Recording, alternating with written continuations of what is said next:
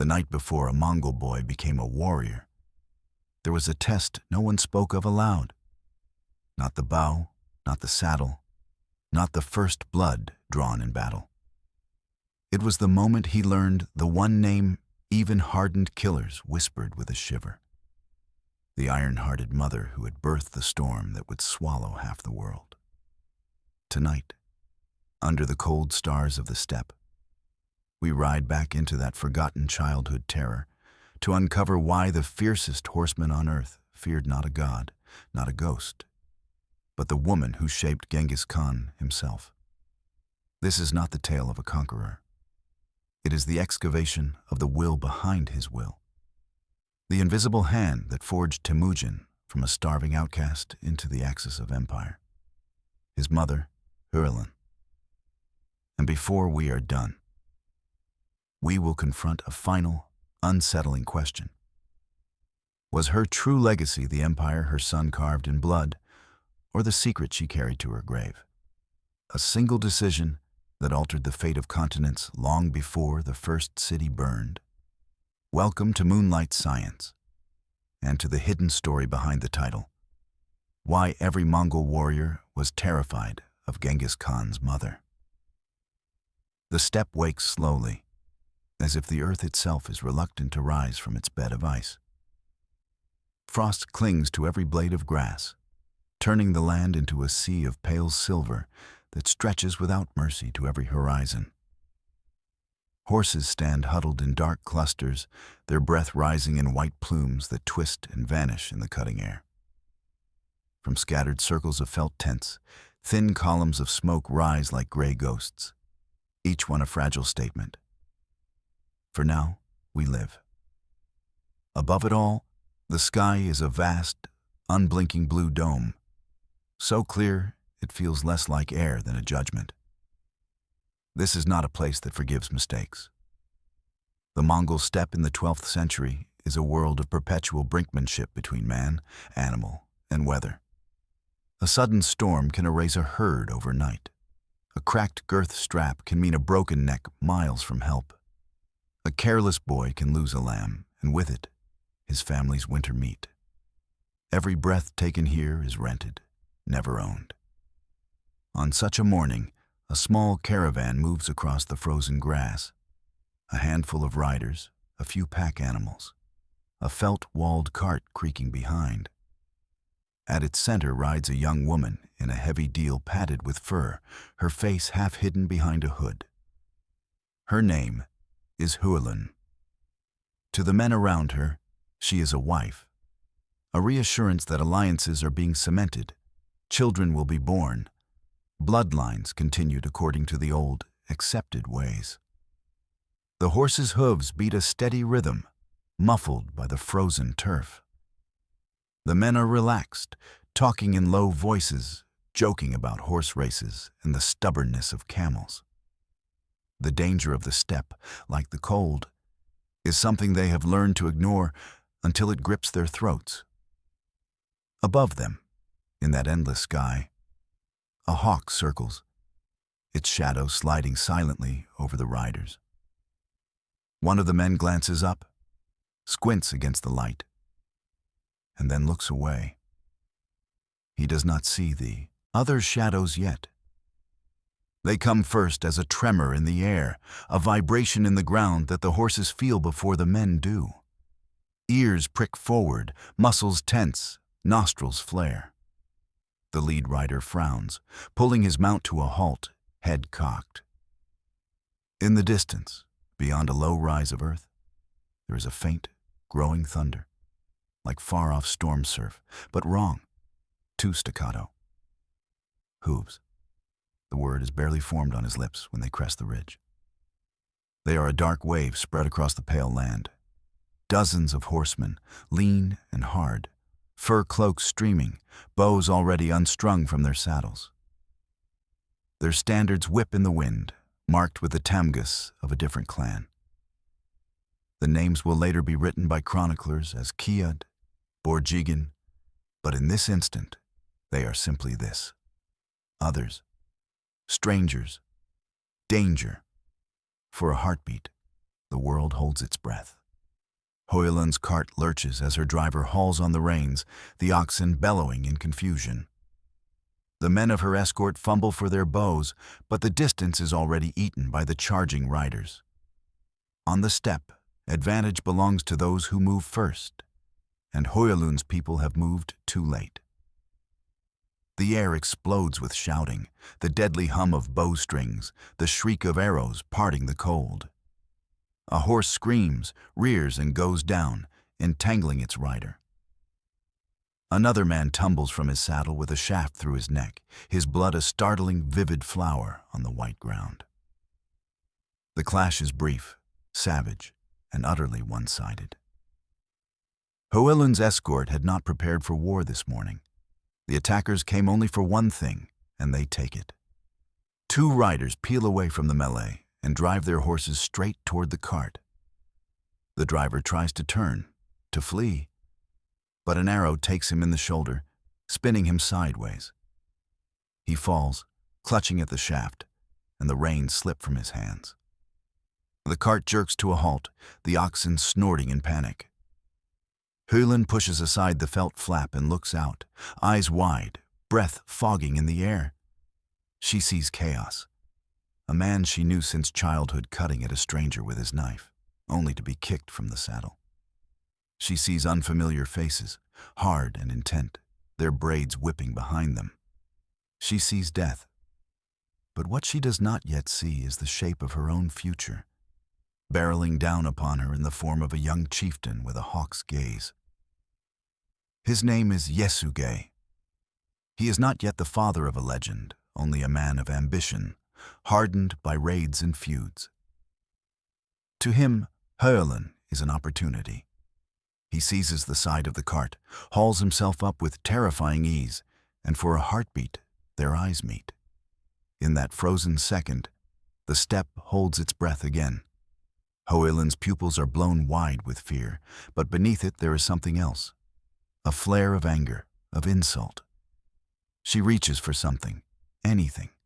A knife, a rope, a word. But Yesugei's hand closes on her arm like iron. The choice is ripped from her. She is dragged from the cart, thrown across a fresh horse, like a sack of grain. The world spins upside down. Sky, grass, hooves, blood, sky again. A cry tears itself from her throat, shredded by the wind. Somewhere behind, a man shouts her name in despair, but his voice is drowned beneath the pounding of hooves. The raiders wheel and pull away, their prize secured. Within minutes, the battlefield is shrinking behind them, a smear of motion and noise fading into the vastness. In front of HOELUN, the land stretches endless and indifferent. No mountains to hide behind, no walls to cling to. Only the same frost-silvered grass, the same eternal sky. She tastes blood on her tongue, does not know if it is hers. The horse beneath her moves with a brutal, unceasing rhythm, and with every jolt, something inside her breaks and reforms. The girl who left her father's tent as a bride is dying here, cell by cell. In her place, something else begins to grow. Not yet a plan, not yet a destiny, but a hardening. Behind them, the smoke from the abandoned caravan rises in thin, lonely threads. Ahead, the riders of the Kiad tribe thunder toward their own encampment, where a woman stolen in war will be made a wife by custom and force.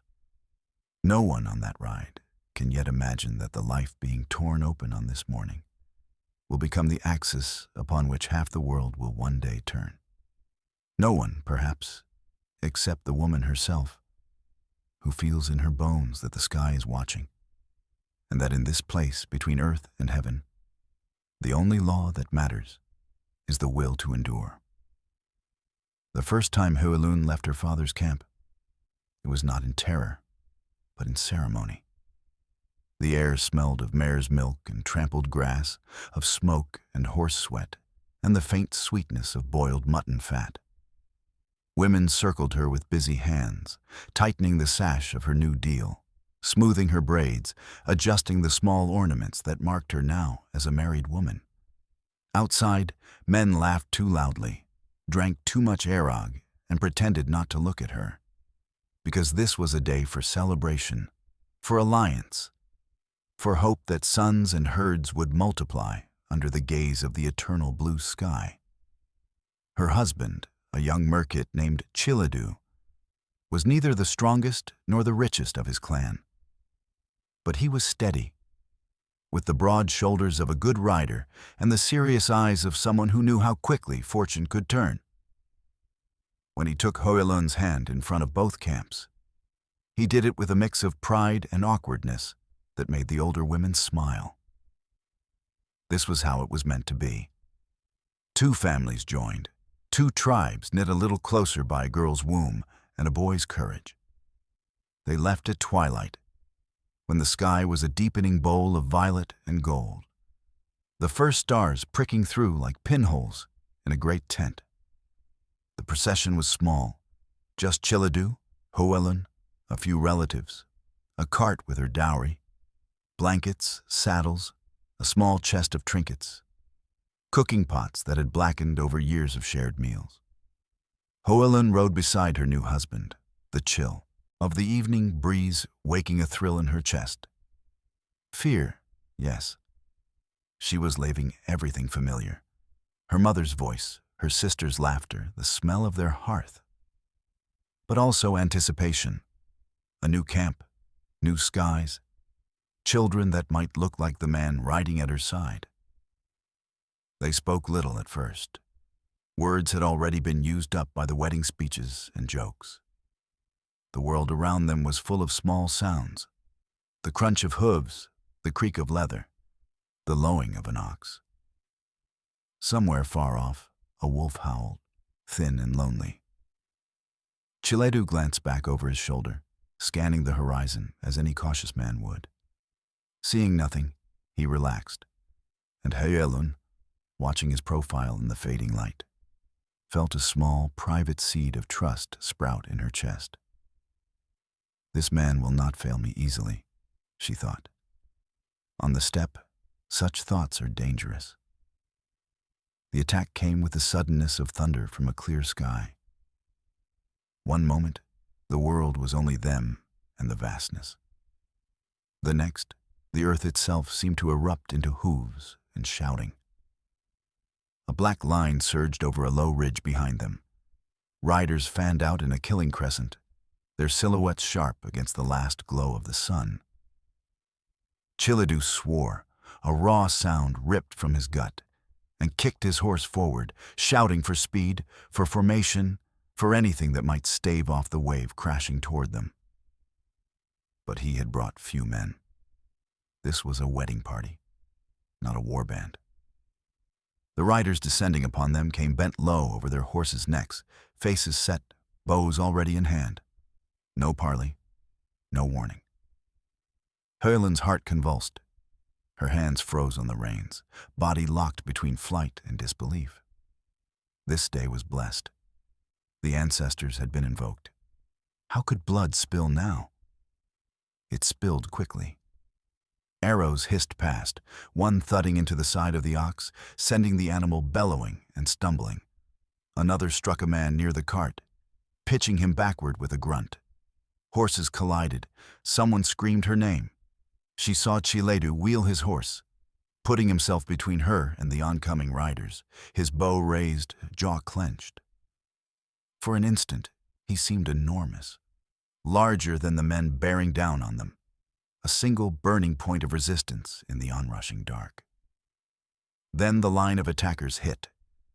The world shattered into fragments, a horse rearing with its eyes rolling white, the crack of wood as a cart shaft splintered, a man's face, open-mouthed, as he fell under hooves.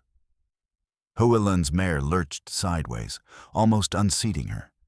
Hands grabbed at her clothes, at her arms. She kicked and clawed, but the grip on her tightened.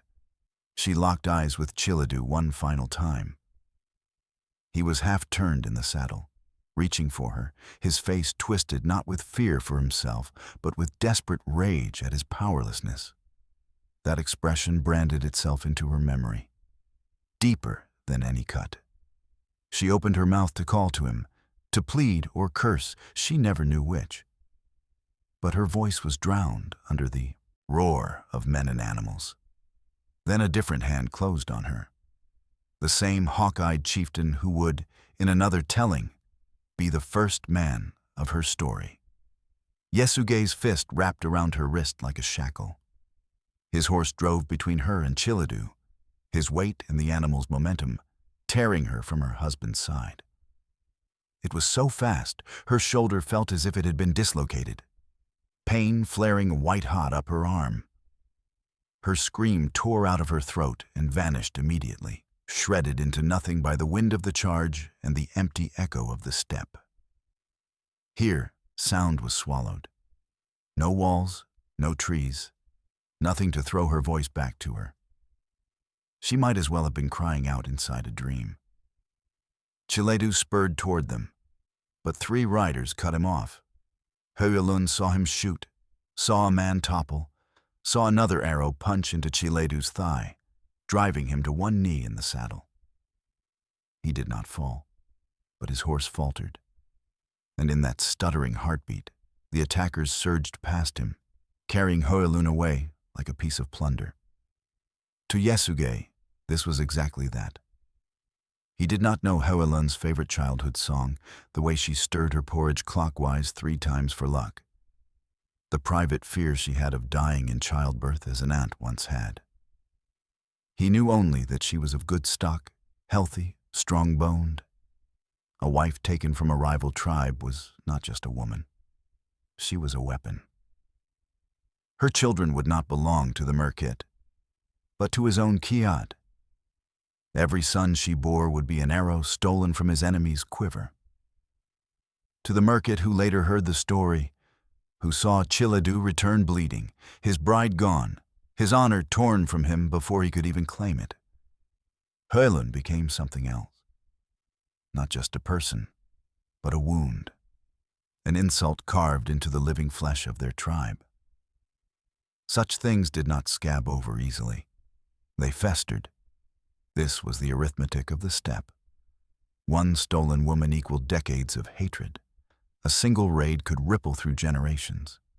Children not yet born would one day tighten their saddles with hands that shook with rage at wrongs committed before their grandfathers lived. HOELUN, jolting in the grip of strangers, did not yet see all the threads being knotted around her. She knew only that everything she had just entered, a marriage, a new camp, a hoped-for life, had been ripped away before it began. Love, she understood in that cold twilight, was as fragile here as the skin of ice that formed overnight on river water. Beautiful, delicate, and easily smashed by a thrown stone. But hatred, that was different. Hatred could be stored like cured meat, carried across winters, passed from father to son like a well-oiled bow. Alliances, too, were not fleeting. A bride might be taken, but the insult would bind men together in a way feasts never could. Years later, when her own son would ask why certain enemies must be hunted to the last tent, HOELUN would tell him about this ride, about the taste of fear in her mouth, the feel of Chiledu's fingers slipping away, the sound silenced by the sky, of her own scream. She would explain that the steppe never forgot such things, and that to survive was to understand which wounds could be ignored and which must be answered in blood. For now, pressed against a stranger's saddle, darkness swallowing the last light, she learned the first law she would pass on, that in this land, the bonds made by affection were fragile as thread, but the bonds forged by violence and humiliation were iron, and they did not break. They were only reforged again and again in the hands of those ruthless enough to wield them. Temujin's world began not with softness, but with the weight of hands and the chill of iron. One of his earliest clear memories was not of his mother's embrace, though he knew that too. in fragments of warmth and the smell of milk and smoke.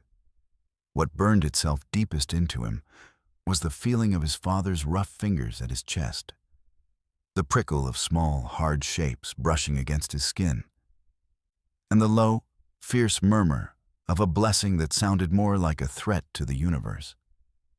He was perhaps 5 years old, standing outside the family gur while the wind tugged at the felt walls and sent dust spinning in little devils across the camp.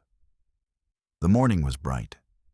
The sky, a merciless blue arch over the low, scattered tents of the Kiad people.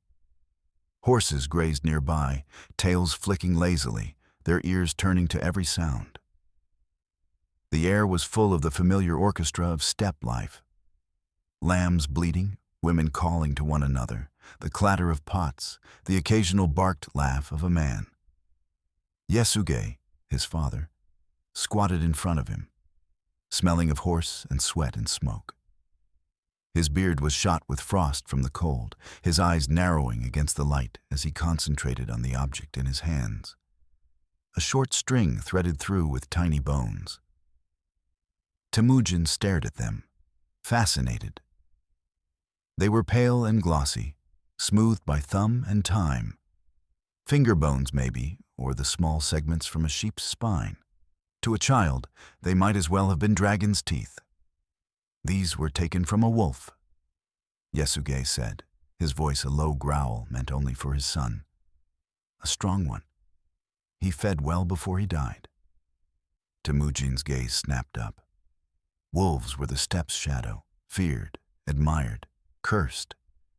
To wear part of one was to claim a share in its ferocity. His small chest swelled at the thought. "Why do I have to wear them?" he asked, his voice betraying both curiosity and a faint unease. The bones were cold against his fingers when he touched them. Yasuge's mouth twisted into something between a smile and a grimace. "So that when you face enemies, you will remember how easily bone breaks." He mimed snapping a twig between his thick fingers. "Like this. They're bones, not yours." He looped the string over Temujin's head and tied it tight so the charm rested against his skin, just below his throat.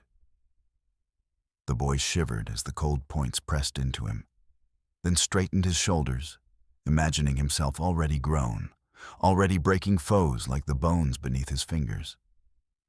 Behind them, HOELUN watched, her arms folded, her face unreadable. She knew the strings of bone were more than superstition. They were a father's attempt to armor his son against a world he understood all too well. But she also knew that no charm, no matter how potent, could deflect all the arrows the steppe would loose. That truth arrived sooner than anyone expected. It came in the form of hospitality, the most sacred duty of steppe life. The Tatars had been enemies before, but peace was a creature constantly being reborn and reburying itself out here.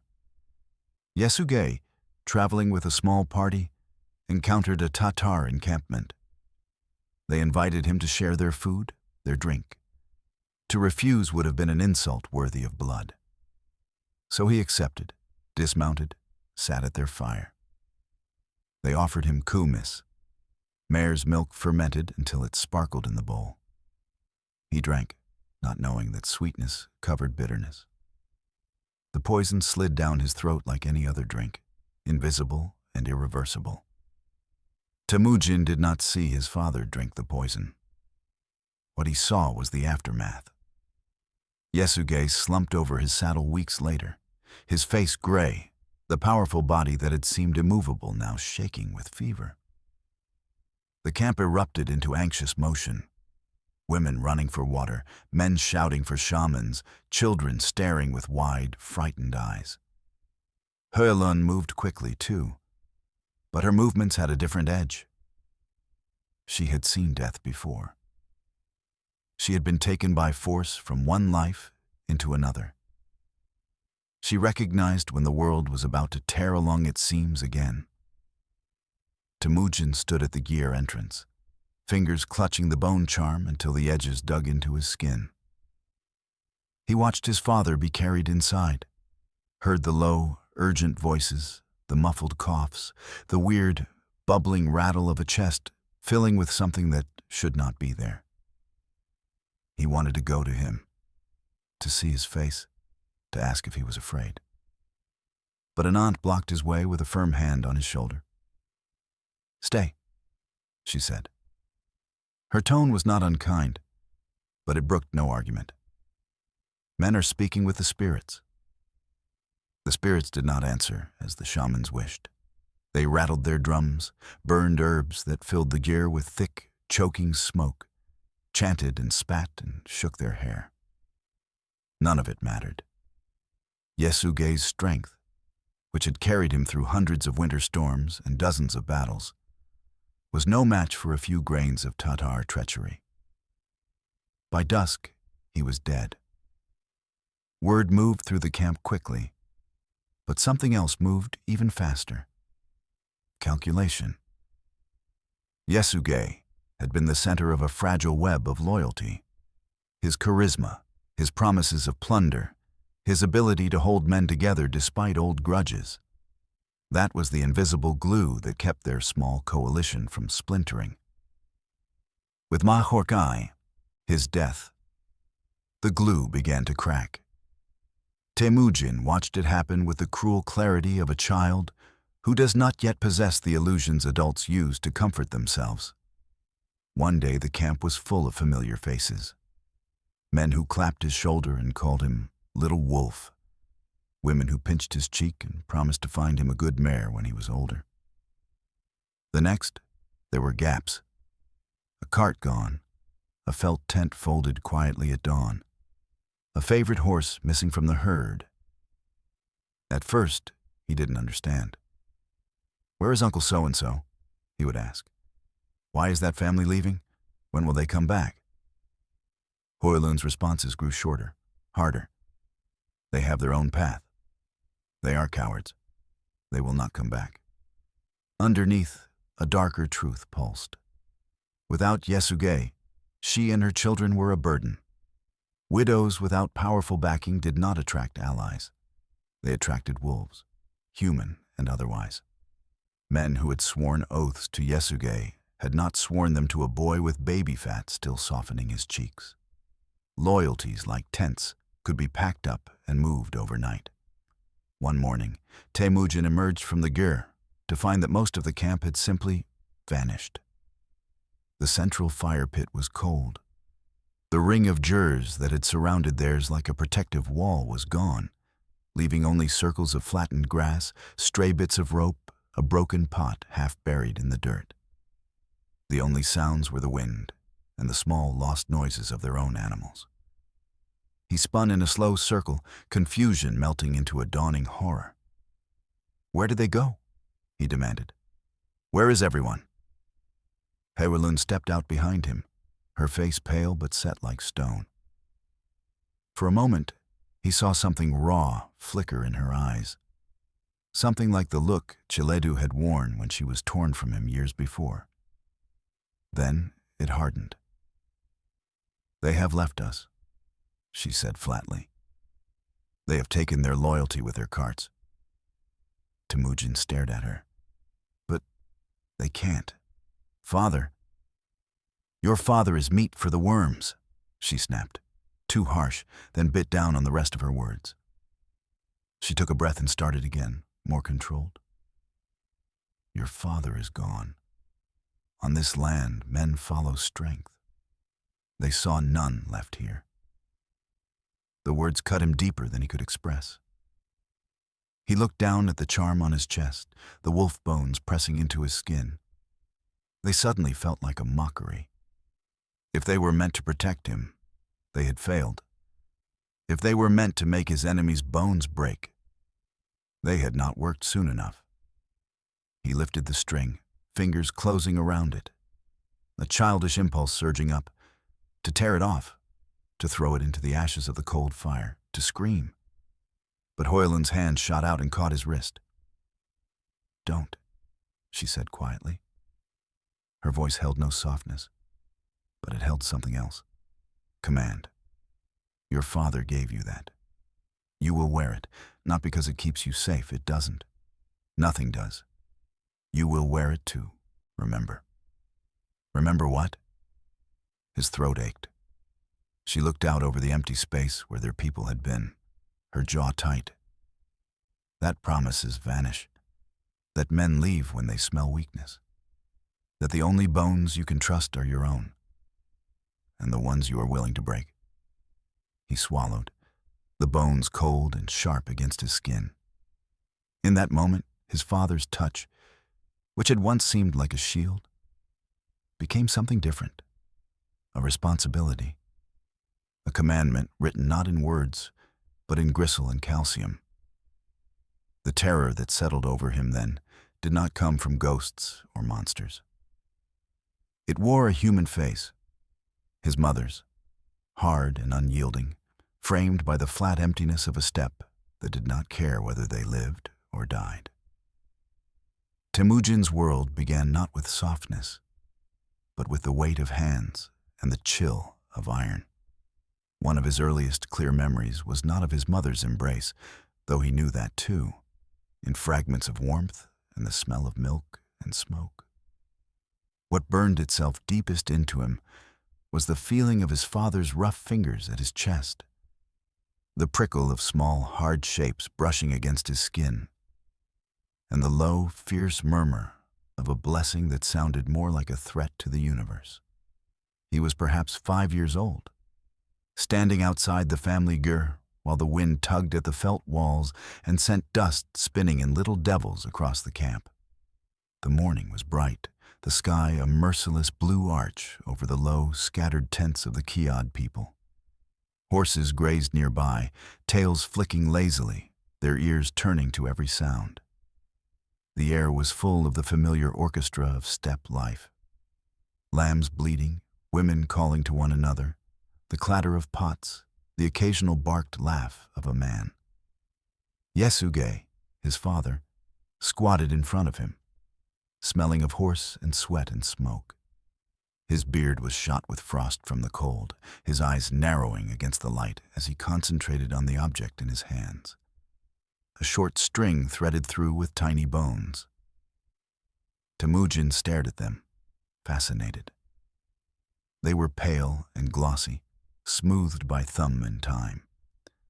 Finger bones, maybe, or the small segments from a sheep's spine. To a child, they might as well have been dragon's teeth. These were taken from a wolf, Yesuge said, his voice a low growl meant only for his son. A strong one. He fed well before he died. Temujin's gaze snapped up. Wolves were the steppe's shadow, feared, admired, cursed. To wear part of one was to claim a share in its ferocity. His small chest swelled at the thought. Why do I have to wear them? He asked, his voice betraying both curiosity and a faint unease. The bones were cold against his fingers when he touched them. Yesuge's mouth twisted into something between a smile and a grimace. So that when you face enemies, you will remember how easily bone breaks. He mimed snapping a twig between his thick fingers. Like this. Their bones, not yours. He looped the string over Temujin's head and tied it tight so the charm rested against his skin, just below his throat. The boy shivered as the cold points pressed into him, then straightened his shoulders, imagining himself already grown, already breaking foes like the bones beneath his fingers. Behind them, HOELUN watched, her arms folded, her face unreadable. She knew the strings of bone were more than superstition.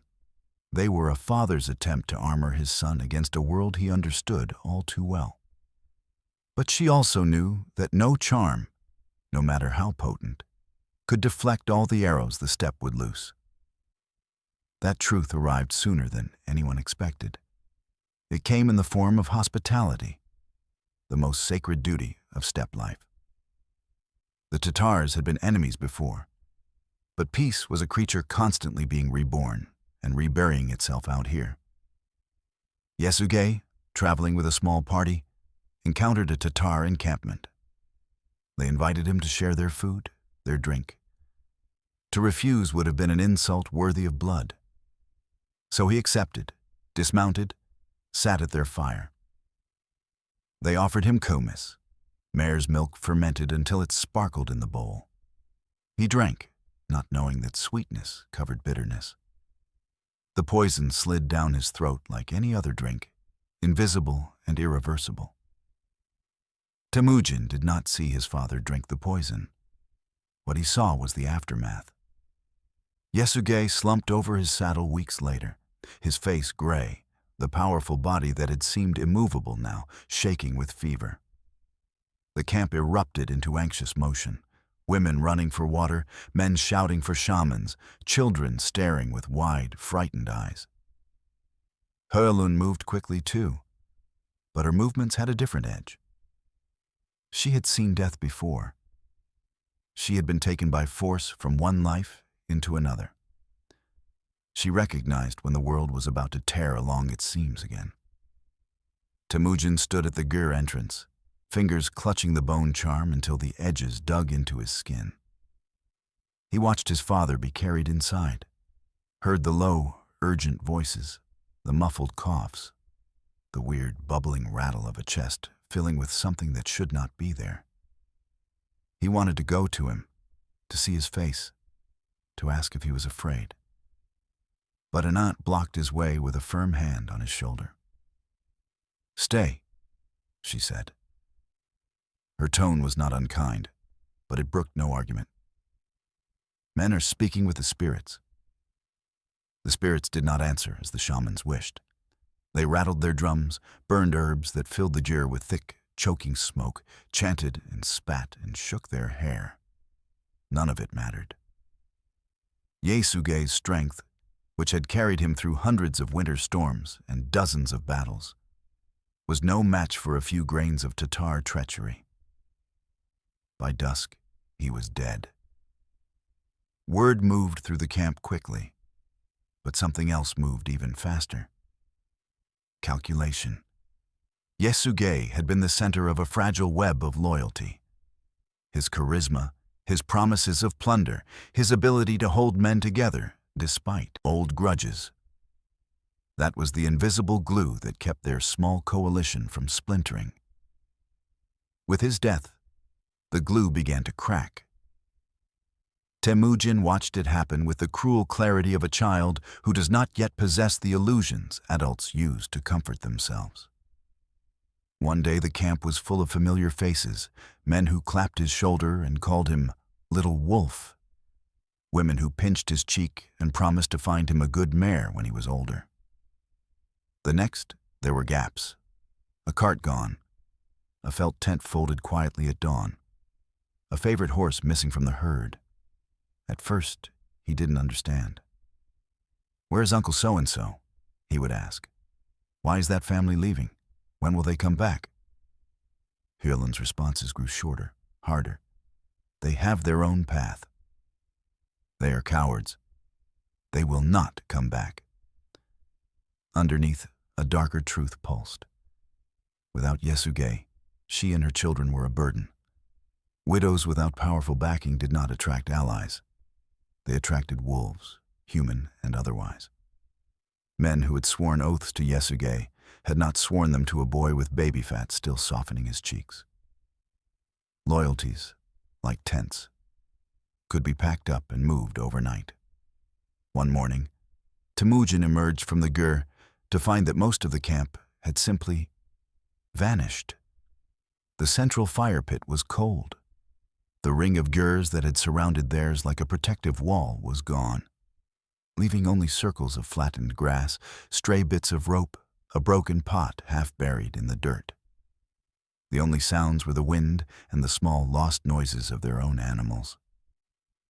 He spun in a slow circle, confusion melting into a dawning horror. "Where did they go?" he demanded. "Where is everyone?" HOELUN stepped out behind him, her face pale but set like stone. For a moment, he saw something raw flicker in her eyes. something like the look Chilidu had worn when she was torn from him years before. Then it hardened. "They have left us," she said flatly. "They have taken their loyalty with their carts." Temujin stared at her. "But they can't. Father—" "Your father is meat for the worms," she snapped, too harsh, then bit down on the rest of her words. She took a breath and started again, more controlled. "Your father is gone. On this land, men follow strength.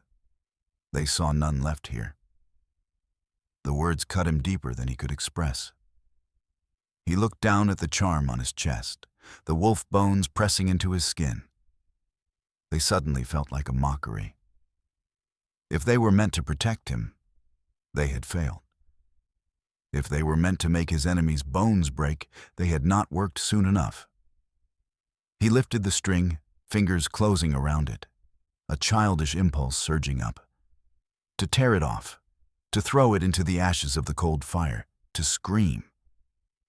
But Höelun's hand shot out and caught his wrist. "Don't," she said quietly. Her voice held no softness, but it held something else. Command. "Your father gave you that. You will wear it. Not because it keeps you safe. It doesn't. Nothing does. You will wear it to remember." "Remember what?" His throat ached. She looked out over the empty space where their people had been, her jaw tight. "That promises vanish. That men leave when they smell weakness. That the only bones you can trust are your own. And the ones you are willing to break." He swallowed, the bones cold and sharp against his skin. In that moment, his father's touch, which had once seemed like a shield, became something different. A responsibility. A commandment written not in words, but in gristle and calcium. The terror that settled over him then did not come from ghosts or monsters. It wore a human face, his mother's, hard and unyielding, framed by the flat emptiness of a steppe that did not care whether they lived or died. Hunger did not arrive with fanfare. It crept in on little cat feet, at first just an edge to the cold, a faint hollowing between the ribs, a sharper awareness of smells when someone boiled the last of the meat. In the beginning, there was still dried curd to chew, a strip of sinewy jerky to gnaw slowly until the jaw ached. The children complained, but they slept. Then the curd ran out. The jerky sacks were scraped clean, and the steppe revealed its truest face. The days shortened, the wind hardened. What grass remained turned from dull gold to brittle gray, and then vanished under a crust of frost. The few animals they had left grew gaunt, their ribs pressing against hide like fingers from inside a drum. HOELUN knew that to kill them for meat was to eat tomorrow's milk and next year's calves. To keep them alive, she would have to feed them and feed her children on almost nothing. She began with the earth. Temujin watched as she took a digging stick and went to the riverbank, where the thin soil clung stubbornly over roots seeking water. Kneeling, she drove the stick into the frozen ground again and again, her breath misting, her hands reddening. At last, the earth relented in small clods. She pried up slender, twisted roots, shook off the dirt, and held them up like trophies. "What is that?" Kassar asked, nose wrinkling. "Food," HOELUN said, "for people who don't want to die." Back at the gear, she scraped and boiled them, the bitter smell filling the cramped space. When she handed the bowl to Temujin, he hesitated. This was not food as he knew it. It was what animals tore from the ground. It felt like a confession of failure to put it in his mouth. Her eyes narrowed. "Eat," she said, "or give it back and starve more prettily." He forced it down.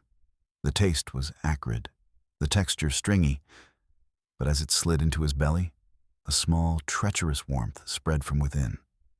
Pride, he realized with a cold shock, did not fill stomachs. It was a luxury people with full bellies could afford. In the days that followed, HOELUN stripped bark from certain trees, shaving away the bitter outer layer to get at the inner, half-edible cambium. She chewed it first, spitting the pulp into her palm, then gave it to the smallest children, who sucked on it like babes at a breast, eyes closed in concentration. She collected seeds, dried berries clinging stubbornly to withered bushes, anything that might yield a scrap of caloric mercy. Sometimes she disappeared at dawn and returned hours later with a rabbit hanging from her belt, its fur stiff with rime. There were no traps, no proper snares made of braided gut. She used stones, sticks, patience, and a predator's understanding of paths and habits. The children watched her skin and gut the animal with swift, economical motions. Every tendon and scrap of fat carefully set aside, nothing wasted. Brains were mashed and mixed with snow to be drunk for their richness. Intestines were washed and braided and cooked until tender. What might have disgusted a noble born turned into feast. Meat days were rare, though. Most of the time, hunger rode with them like a silent third parent. One morning, when the cold had reached the kind of intensity that makes silence feel like a solid thing pressing against the eardrums, HOELUN led them to the river. It lay like a sleeping beast, a white, cracked spine running through the land. She stamped on the ice near the bank, listening. Then she nodded once, made her decision, and began hacking at it with a sharpened stake. Temujin frowned. "We'll fall in," he warned. The idea of that black, liquid cold grabbing his legs and pulling was worse, in some ways, than the ache in his stomach. "We'll fall in if we're stupid," she replied. "So don't be." She drove the stake again and again until cracks spidered out from the impact points. At last, a plate of ice broke free and bobbed aside, revealing a patch of dark, moving water. Steam curled up like ghost breath. HOELUN stripped off her outer coat. "Mother," Kassar yelped, "you'll freeze." She ignored him, rolling up her sleeves to the shoulder, the muscles in her forearms roped and lean. Lowering herself to her knees at the edge, she leaned over the hole, arms hovering just above the surface, waiting. The cold that rose from it made Temujin's eyes water. He could barely stand near it without shivering uncontrollably. He could not imagine plunging his hands below. A shadow flickered under the surface, a fish, sluggish in the winter chill, moving close to the sudden opening. HOELUN's body tensed. For a moment, she was utterly still, a hunting cat frozen before the pounce. Then her hands knifed into the water. Temujin gasped as if the cold had hit him instead. Her skin went from brown to white to an alarming mottled red in seconds. She groped blindly, fingers splayed, feeling more than seeing.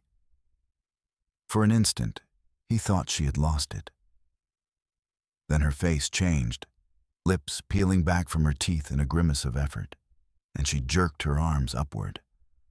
Water exploded into the air in a crystalline spray, and with it, thrashing and glinting, came a fish the length of her forearm.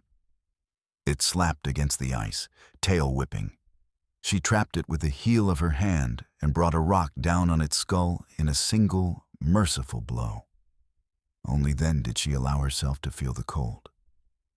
She pulled her arms to her chest, hands clawed, skin livid and raw.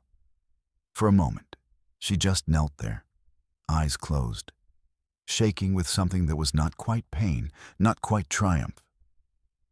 "Build the fire," she said through chattering teeth. "Now." They scrambled to obey, fumbling with flint and the precious handful of dry dung they'd saved. Temujin's hands shook, not from cold, but from a strange mixture of awe and terror. He watched the way his mother's fingers would not quite close, the skin already beginning to swell and redden into something that would bruise and blister. She had willingly plunged them into death's mouth because her children were hungry. Later, as they sat around the meager fire, sharing the fish in thin strips, Temujin looked at his portion differently. It was no longer just food. It was a piece of his mother's flesh, transmuted by courage. Each bite tasted of river water and iron will. In the months that followed, their diet would include things that polite tongues did not name. Insects dug from logs, marrow sucked from the bones of animals found half frozen, even scraps scavenged from the leavings of wolves. HOELUN drove shame out of them as relentlessly as hunger. "Does it fill your belly?" she would demand when a child balked at something stringy or foul-smelling. Then it is food. Only stomachs that never knew emptiness can afford to be picky. Pride was reduced, melted down, hammered into a different shape, endurance. Temujin absorbed it all. The sight of his mother's fingers cracked and bleeding from prying frozen roots, the raw red bands on her arms from river water, the way she divided portions with ruthless fairness, even when her own share was smallest. She did not speak of sacrifice. She simply did it, again and again, until it rewrote the meaning of love in his mind. Love was not soft words at a warm hearth. Love was hands in the ice, tearing life from the jaws of death. Years later, when he commanded men who quailed at the thought of charging a fortified city or crossing a desert with limited water, some part of him would go back to that riverbank. He would remember his mother kneeling at the hole in the ice, arms plunged up to the elbow and killing cold, face set not in despair, but in furious determination. Cowardice, in that light, became unforgivable. His warriors would not always understand the source of his intolerance. They would only feel its force, the way a man who hesitated could be executed without hesitation, the way retreats were punished more harshly than defeats. But in whispered stories around their own fires, they would speak of HOELUN, the woman who had eaten roots and bark, who had risked her hands and life in winter rivers, to keep a boy alive long enough to become the storm that would one day command them. The worst nights were not the coldest ones, but the ones when the smell of cooked meat hung in the air, thin and taunting, too faint to match the ache in their bellies. On such a night, the wind screamed over the low curve of the hills, making the Jair's felt walls shudder. Inside, the fire was little more than embers. A pot hung over it anyway, its contents barely more than water, tinged with a ghost of bone. The children sat in a tight cluster, eyes fixed on the pot as if will alone might thicken it. HOELUN moved slowly, stirring. When she finally dipped the ladle and poured out portions, every breath seemed to pause. She gave the youngest first, a thin broth, a few shreds of something that might have once been meat. Kasar's hands shook as he accepted his share. When it was Temujin's turn, he tried to look indifferent, but his fingers betrayed him. HOELUN served herself last, and with markedly less. She lifted the bowl, then only held it, watching them all. "Eat," she said. They did. The broth was hot, and for a moment the rawness inside eased. Then HOELUN's gaze narrowed. "Where's Bekter?" she asked. Temujin's spoon halted. Bekter's usual place was empty, his blanket neatly folded. "He went out," Kasar muttered, not meeting her eyes. "In this wind?" HOELUN's tone sharpened. "To where?" Silence. That was answer enough. She set her untouched bowl down with a soft thud. "Finish. Then stay inside. Do not sleep." Temujin recognized that tone. It was the one that meant a storm was already here. His hunger recoiled, replaced by a colder feeling. Time stretched. The wind clawed at the gyre. The younger children began to nod. HOELUN snapped their names and jerked them awake again. Temujin sat rigid, listening. At last, he heard it. Footsteps in snow, the flap lifting. Bekter ducked in, cheeks flushed, eyes too bright. He froze at the sight of them all awake, their faces turned toward him.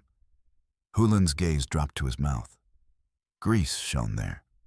Crumbs clung to the corner. "Where have you been?" she asked. "Checking the animals," he said too quickly. "In this wind?"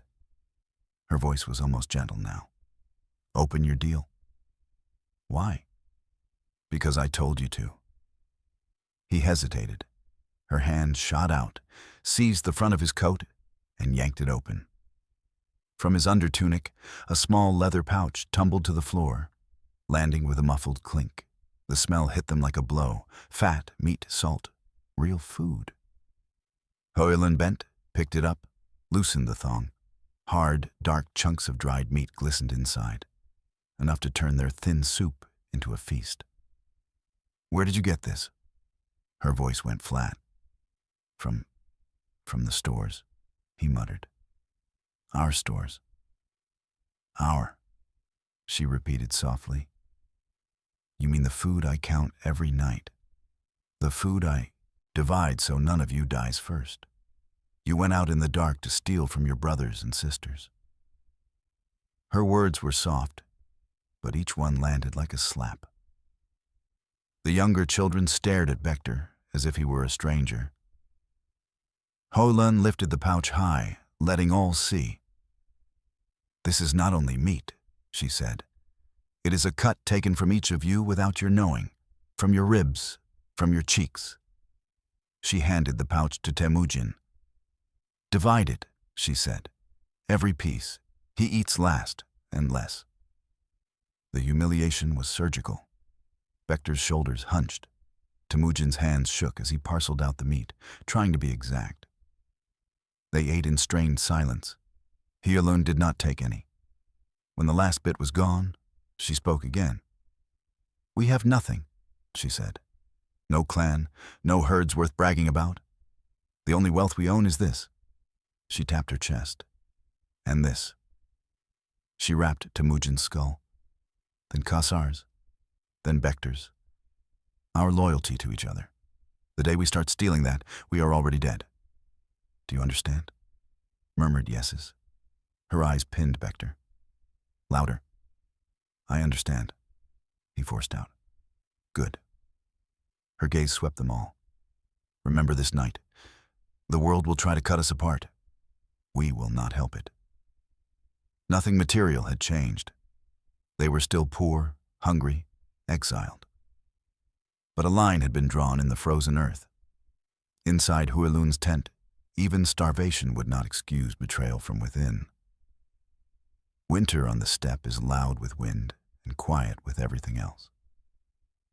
When storms rolled in and the world outside their gur vanished into spinning white, there were no neighbors' voices, no traders' shouts. There was only the hiss of snow against felt, the crackle of dung in the fire, and HOELUN's voice. It filled the cramped space like a second weather. She did not talk to pass time. Her words were flung like stones, shaped like arrows, honed on hunger and humiliation. She had lost her husband, her clan, her status. Language was the one weapon no one could take. "Sit up," she snapped when a child slumped. "What are you, a sack of wool? Even starving wolves sit straight. They watch." Temujin learned to read her tones the way he later learned to read cloud edges. There was the sharp bark of correction. Tie the girth properly, close the flap, bank the fire. Then there was the lower register reserved for self-pity. "Look at you," she said once, when he stared too long at the horizon. Eyes full of the sky, waiting for someone to fall out of it with a fat sheep. "You are orphans of the steppe. Do you think anyone cares? The sooner you understand that, the sooner you will live." Orphans of the steppe. The phrase stung like ice. It erased any fantasy that their father's allies might return. In HOELUN's mouth, their plight was not an accident. It was a condition. When Temujin's shoulders sagged under such truths, She did not soften. Son of a dog, she hissed another day when he threw down a broken tool. Is this how Yasuge held himself? He died in a saddle, not crying in the snow because the world is hard. To an outsider, her tirades might have looked cruel, but on that land, illusions killed. HOELUN was stripping them away. Her stories matched her scolding. She did not dwell on gentle ancestors or lucky escapes. She told of men betrayed by their own kin, women abandoned, raids gone wrong, year after year. The point was always the same. No one is coming. Stand or fall on your own legs. Sometimes her words cut more deeply than hunger. Once, when a smaller child stumbled and burst into tears, she knelt, gripped the child's chin, and forced eye contact. "Does the wind care if you hurt?" she asked. "Will a wolf leave you alone because you have tears? Cry if it helps you stand back up. But do not think your tears matter to the world." The child hiccuped, then stiffened. Temujin, watching, felt something in himself harden too. Comfort, in the soft sense, was not on offer. Endurance was. Yet not all her speech was venom. Praise, when it came, was rare and scorching in a different way. "You did not drop the bucket when the ice cracked," she said once to Kassar. "You moved. That is what living people do." The boy glowed for days. Words that cut could also brand with honor. In that smoky space, HOELUN's tongue became a forge. Each insult, each ruthless reminder that no rescue was coming, hammered away at Temujin's urge to lie down and wait.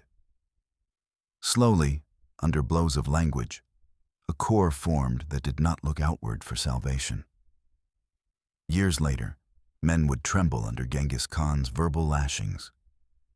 They would say his anger could strip a man bare without a sword. They did not see, behind his words, the echo of another voice in a smaller tent, telling a hungry boy that excuses were cheaper than bones. The steppe taught him that life was cheap. HOELUN taught him that self-pity was cheaper still. If cold and hunger were the obvious enemies, HOELUN knew there were others more subtle. Enemies that lived in words and glances, in who married whom, in which insult was remembered and which forgiven. Exile had stripped her of clan and rank, but not of what she knew about how people moved on the steppe. The children first thought her evening talks were just a way to fill long nights. After chores, she would sit by the low fire, the lamplight carving her face into planes of shadow and bone. "Do you remember the 3 riders with red tassels on their spears?" she asked one night. Temujin pictured them, their narrow eyes, the way they had looked over their shabby camp with amused contempt. "Jerkin," HOELUN said. "Their grandfathers broke from yours when he refused a raid.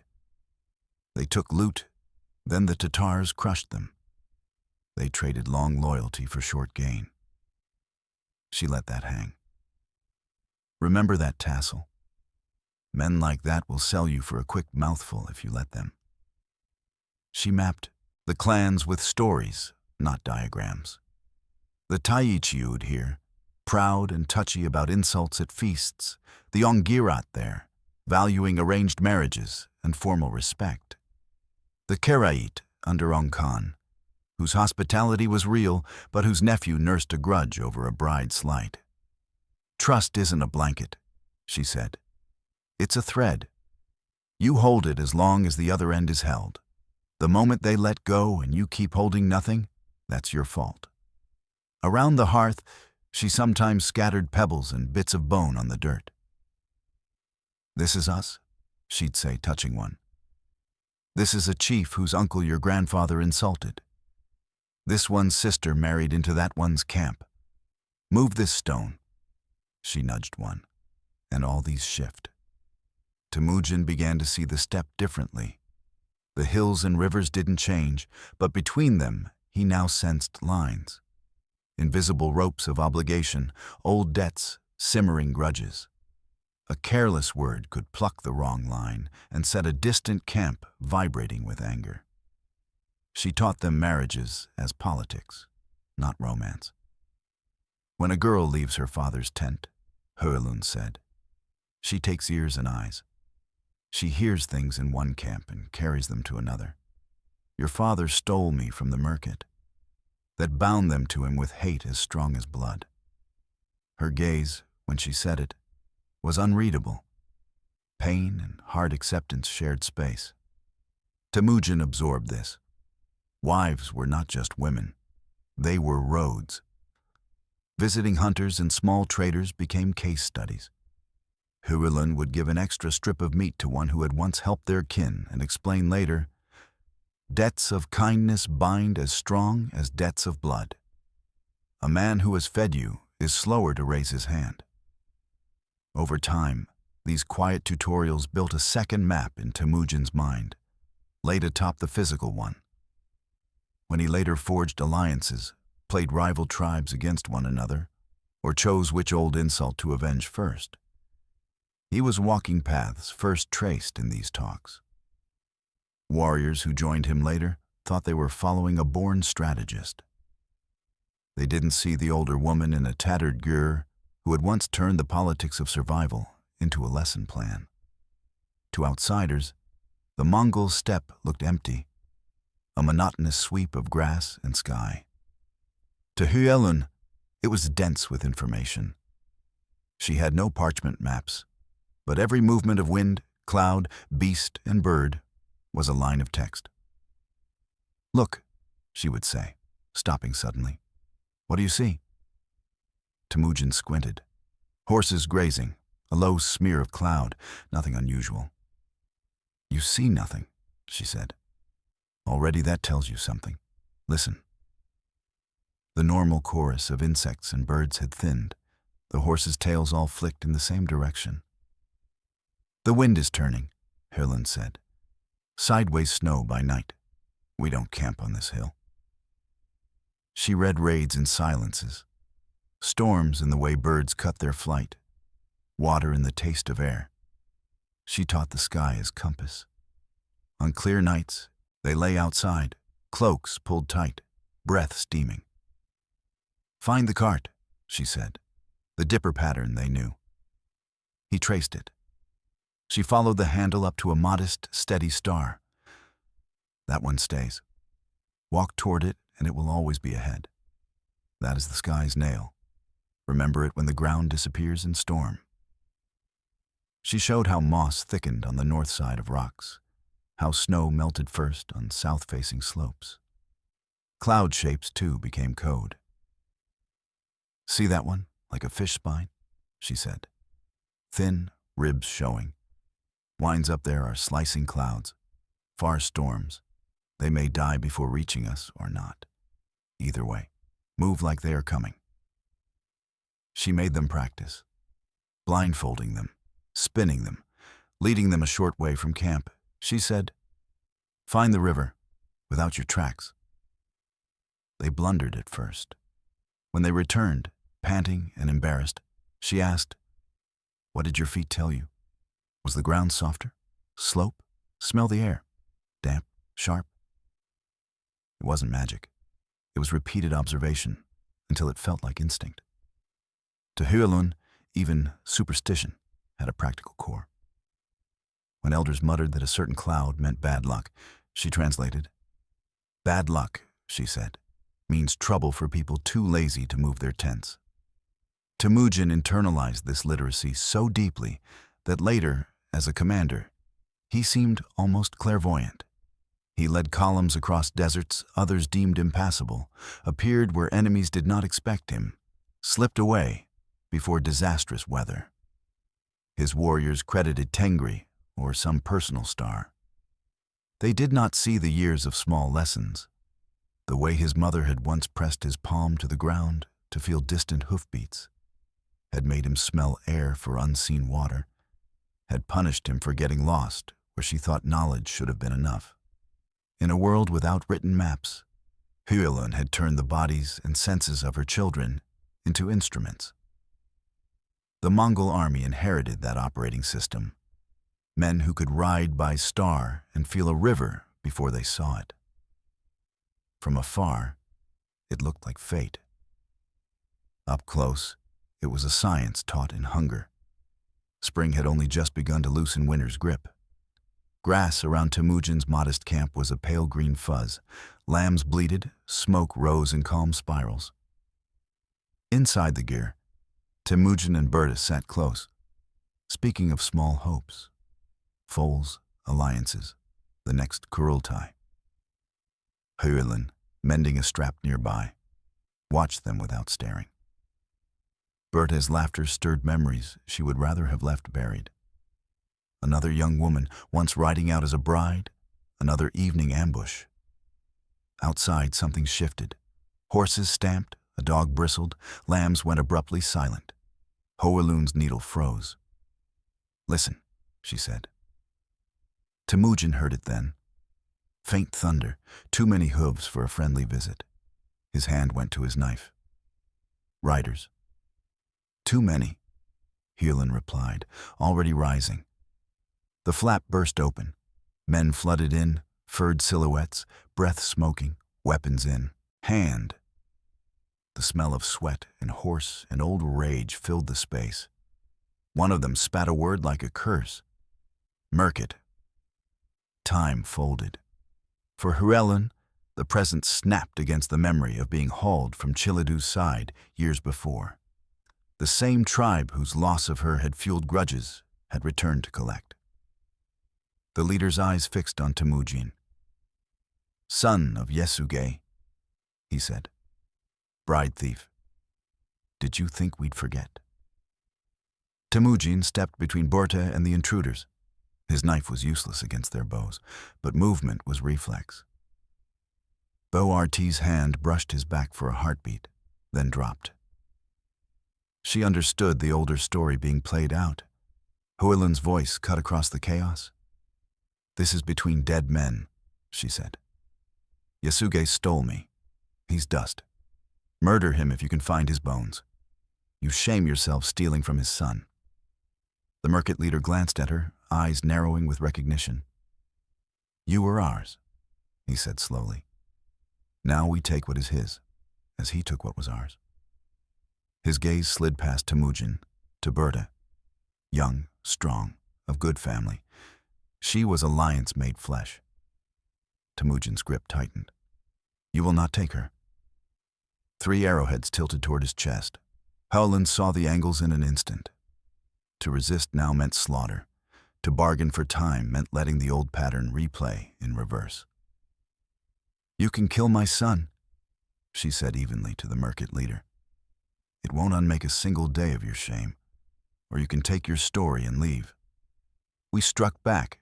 We stole his bride as he stole ours.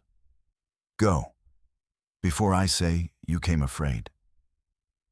She offered them a narrative to live with, because no other leverage remained. The leader's jaw clenched.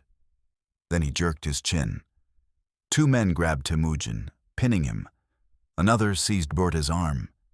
She made a low, strangled sound, eyes locked on her husband's. Then she vanished through the flap amid shouts and hoofbeats.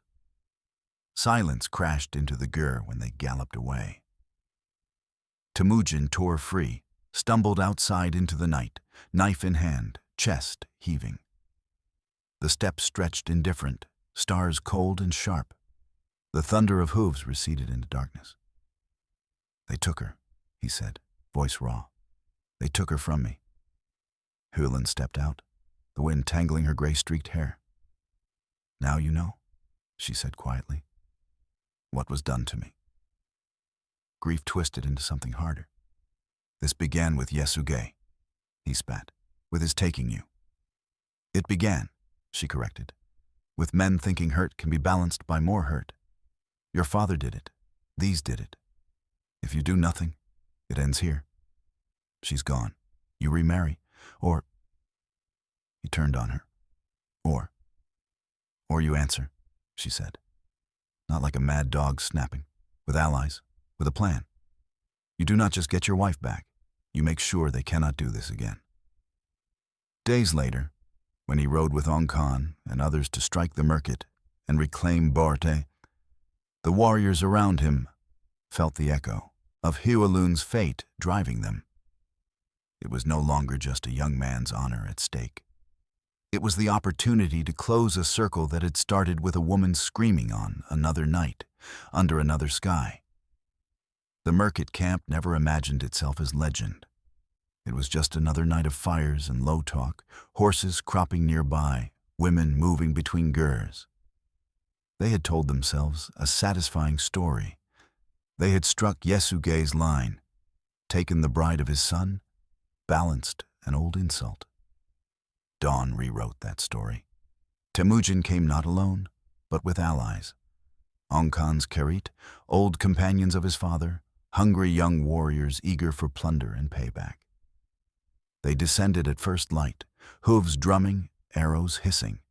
The Merkit woke into chaos. Their own pattern of raiding mirrored back at them. Borte was dragged through smoke and shouting, then found and pulled onto a Mongol horse.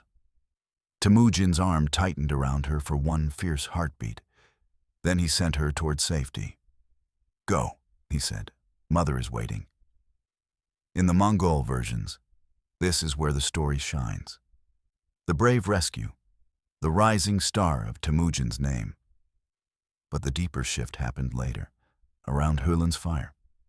Borte returned to the gear, bruised, shaken, alive. HOELUN's hands, when they touched her cheeks, were steady. "You came back," HOELUN said. Not a question. Borte's composure broke. Tears carved clean lines down her dusty face. Temujin did what a man should," HOELUN finished. "He closed a wound they opened twice." That night, the ger hummed with subdued celebration. Meat simmered in the pot, rare and rich. Men talked in low voices, replaying the raid. Children dozed against cushions, bellies full. When the clamor died down, HOELUN began to speak.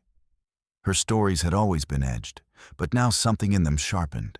She did not just tell of survival. She named debts. "Your grandfather," she said, looking into the fire, "once sheltered a Merkit hunter in a storm, fed him, gave him a horse. That man rode with those who took me." She spoke of the clan's abandonment, not as misfortune, but as choice. They had decided she and her children were expendable. Those choices, she implied, still had accounts open. To Temujin, flush with the victory of reclaiming Borte, her words reframed the day. He had thought he was rescuing a wife. HOELUN suggested he had also been collecting on an old, bitter bill. "For years I have taught you how to live when no one helps you," she said. "That was enough when we were nothing. Now you have riders. Your herd is no longer just yours. It can move." She gestured outward, as if indicating not just the camp, but the steppe beyond. "Others hate the Merkit. Others hate the Tatars for what they did to your father. Your grief is not alone. If you are clever, you can hitch their anger to yours. Make it pull." Temujin listened, something vast and cold blooming in his chest. It was the realization that pain could be used, not only endured. In the years that followed, as he struck the Merkit again and again, as he turned on the Tatars for poisoning Yesugei, as he broke the backs of tribes known for treachery, men around him called it strategy. They spoke of securing flanks, of controlling trade routes. Beneath that, a quieter current ran. HOELUN's ledger of wrongs, abduction, abandonment, theft, had been converted into campaigns. Her refusal to forgive certain kinds of betrayal shaped who was spared and who was erased. Around other fires, warriors began to note the pattern. "He hits those who left him," one said, "and those like them. Cross his mother," another muttered, "and you cross generations." It was not entirely fair. Temujin had his own ambitions, his own calculations. But HOELUN had given him something more volatile than any tactic, a framework in which vengeance was not random, but righteous. Her hurt became a kind of fuel. The engine of Mongol expansion was horses and bows and brilliant logistics. Beneath, hidden, pistoning in the dark, was something hotter. An old woman's memory of being taken and left, and a son determined that such things, under his watch, would be paid for with interest. The great Kurultai councils were loud affairs, circles of mounted men, banners snapping, voices clashing. Chroniclers loved them. They wrote of which Noyan backed which policy, who argued for war or caution. Genghis Khan appeared at the center of it all, decisive, listening, commanding. Almost no one wrote about what happened after. When the last speech faded and the horses drifted back to their lines, when the outer circle broke up into knots of muttering men, Genghis often turned away from his own large jur and walked instead to a smaller, familiar one, HOELUN's. He did not go with ceremony. Perhaps a bodyguard or two stood at a distance. Inside, the air was thick with smoke and the domestic smells of meat and wool. HOELUN might be mending or simply sitting, hands still, face unreadable. He would sit. The formality of Khan and subjects slipped a notch. Still a man grown, still a ruler, but also a son. He did not need to recount the entire council. A few names, a sketch of the arguments, was enough to light her memory. Khan listens, he might say, but his nephew's eyes never leave me. HOELUN snorted. That nephew was passed over for a bride long ago. All his life he has eaten behind others. Offer him a place near your fire, and he will purr. Ignore him, and he will bite at your heel later. She carried, in her mind, not just tribal histories, but personal humiliations. She knew which chief's father had been mocked at a feast, which man had once shared food with Yasuge, which line had a pattern of cutting and running. They say they regret leaving us, Temujin said once of former comrades now seeking alliance. They say fear made them do it. Fear of hunger, HOELUN said. Not fear of shame. Let them regret into the wind. The question is, are they useful enough to tolerate? And for how long?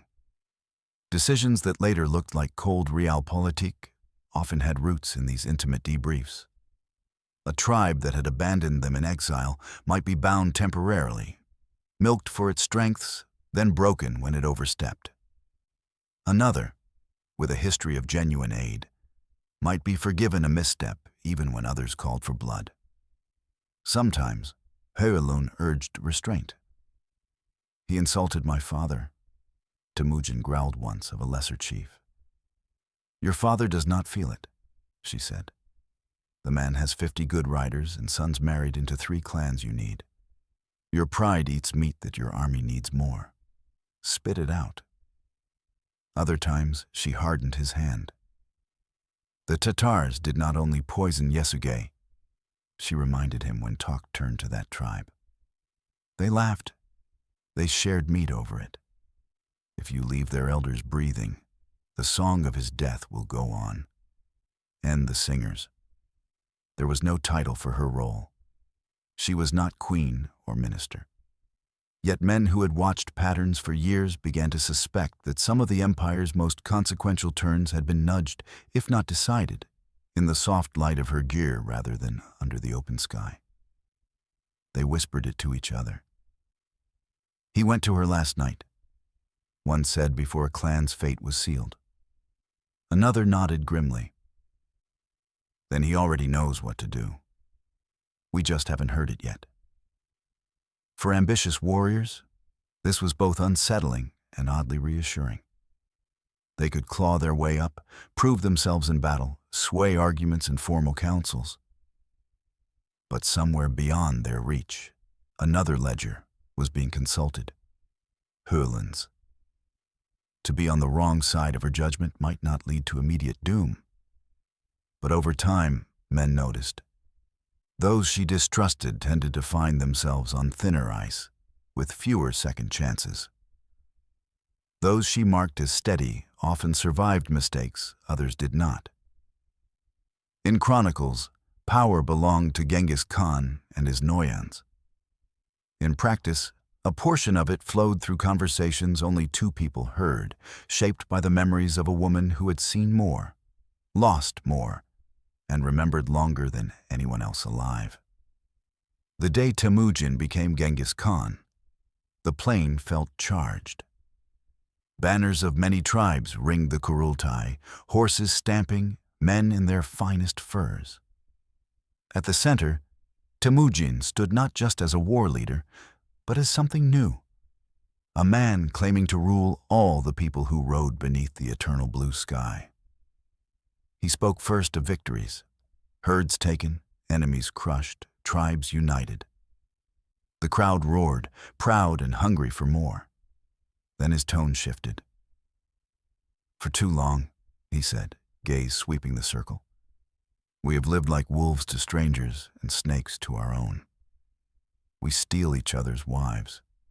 We abandon leaders in hardship. We leave widows and children to die when their men fall. This nearly killed my family. It will kill us all if it continues." He did not name specifics. He did not say, "when my clan left us in the snow," or "when my mother was stolen." But the air thickened. Those who knew his story felt every word land heavier than the last. "From this day," he continued, "we are one people. A people needs law." The word hung strange. They had had customs, expectations, taboos. But law, as something spoken and meant to be obeyed by all, even nobles, that was new. He began to pronounce the yasa. "No man shall take another man's wife without cause and formal consent," he declared. No more bride stealing as casual sport. To many, it was simply practical. Fewer blood feuds. To Höelun, listening at the edge of the circle, it was the negation of the act that had uprooted her life. No man shall abandon his leader in battle or leave his companions in hardship. He outlawed what her clan had done to her and her children, turning their private betrayal into a public crime. No one shall steal horses, cattle, or sheep from those under the same banners, he said. Theft from enemies might still be war. Theft from allies was now treason. The memory of Bekter's hidden pouch, of nearly starving because of selfishness, flickered behind that decree. He added laws about caring for the families of fallen warriors, about dividing spoils fairly, about punishing those who lied in serious disputes. Each sounded like common sense. Each echoed a wound HOELUN had told and retold. She had told Temujin in their ger, "You want men to die for you? Make sure their children do not freeze as we did." Now, as he declared that widows and orphans of slain warriors were to be supported by their comrades in the state, that private command became public expectation. For ordinary soldiers, the yasa quickly gained a sacred aura because the Khan himself had spoken it, and because enforcement was swift. Stories spread of thieves executed on the spot, of nobles whipped for breaking the marital code, of commanders shot for deserting posts. Law no longer meant what the strong do. It meant a set of boundaries even the strong had to respect, or die. For those closer to the center, another layer glowed beneath. They heard HOELUN in the cadences. In "Do Not Abandon," they heard a woman watching carts roll away. In "Do Not Steal Within the Circle," they saw her forcing Bekter to share his secret meat. In "Care for the Fallen's Families," they remembered her thin frame shielding children from storms with no clan to help. Around fires, older warriors would sometimes murmur, "These laws are written in a widow's tears." Not to mock, but to remind themselves that yasa was not an abstract code. It was born of suffering. Defying the yasa, then, was not just disobedience to a Khan. It was spitting on the story of how their world had been made. Men who considered cheating and sharing loot or slipping away from a hard fight had, in addition to fear of punishment, a ghost to face. The thought of Höelun's eyes, living or dead, judging them. On maps, the empire's boundaries grew outward. Rivers, mountains, cities brought under control. Inside those lines, a different border had been drawn, a moral one. It ran directly through Höelun's life, before her suffering, after her suffering turned to rule. The Yasa, at its core, was that turning, hardened into words. The camp that once had been a shabby circle of a few gurs and scraggly animals had become a mobile city. Tens of thousands of people, herds like rivers, carts creaking under plunder from worlds Höelun had never imagined. Silk shimmering like water from China, silver vessels from Khwarezm, carpets dense as moss from Persia. Near the heart of this moving organism stood a gur that, from the outside, looked unremarkable. Its felt was thick and clean, but not ostentatious, its smoke hole like any other. Yet the current swirling around it told a different story. Supply officers lingered, waiting for word. Envoys from allied tribes asked, even if not allowed, if they might pay respects within. Men who had never spoken to Höelun still felt a slight tightening in their chests when they passed nearby. Inside, her household had grown. Attendants from conquered lands bustled, women from the oases, men with pale hair and strange accents, working alongside Mongol kin. The furnishings were still spare by palace standards, but richer than in exile. Woven hangings from far kingdoms, chests inlaid with mother of pearl. Foreign bowls whose purposes HOELUN had adapted to her own. Spoils of war moved through this space like a bloodstream. When plunder was divided, the Khan and his generals took large shares, but a stream of gifts also found its way to HOELUN. A fine mare here, a bolt of cloth there, captives assigned to her service. She, in turn, redistributed. A commander whose brother had died bravely might find a new herd quietly added to his tally. A widow who had lost 2 sons could receive extra animals, not as charity, but as acknowledgement. She rarely made speeches about these decisions. She simply did them, remembering, always, what it had been to be left with almost nothing. Envoys came for more than gifts. Some brought formal greetings from vassal tribes, but others arrived with quieter petitions.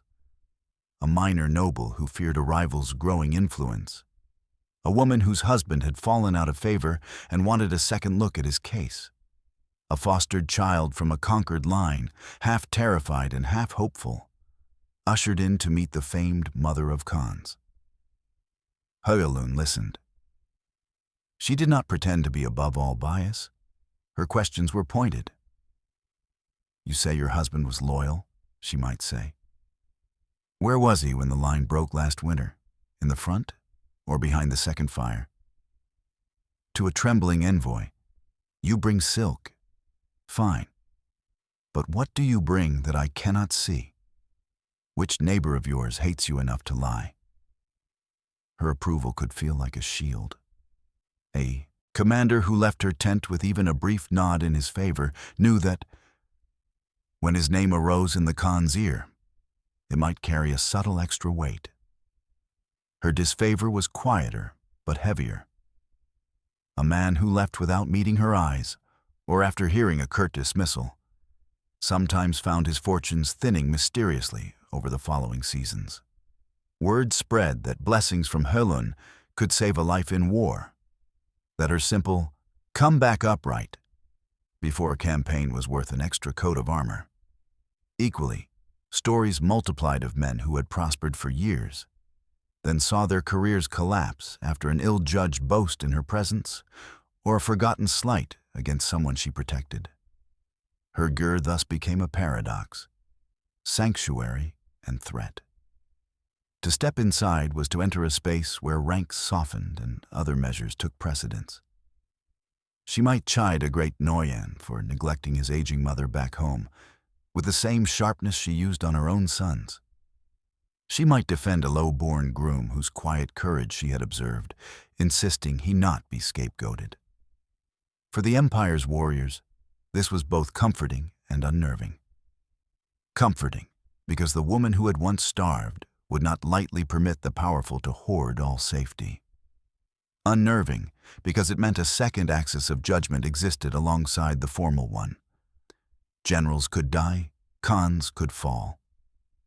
HOELUN's camp remained, an enduring, breathing reminder that someone who remembered hunger and abandonment sat near the center of things, with hands on the levers that controlled who slept warm and who shivered at the edge of the firelight.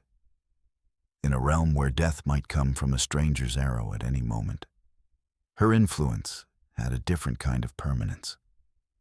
Victories came and went. The knowledge that she could, with a few quiet choices, extend or withdraw the safety net under a man's family was often what truly kept him awake at night. Within HOELUN's orbit, a new generation swarmed. Genghis Khan's sons and grandsons, boys who would one day rule Khanates from China to the Black Sea. The world outside told them constantly who they were. Attendants bowed. Fine gifts arrived, for the blood of the Khan. They grew up with luxuries their grandfather had never seen. Inside HOELUN's gyre, that story was taken apart. Her tent was not austere. She would not pretend poverty when it insulted memory. But it was not a playground. Cushions were for sleep, not lounging. The fire was for warmth and cooking, not for idle staring. Young Yochi, Chagatai, Onogade, Tolui, and their cousins learned quickly that stepping into her space meant leaving royal heirs outside.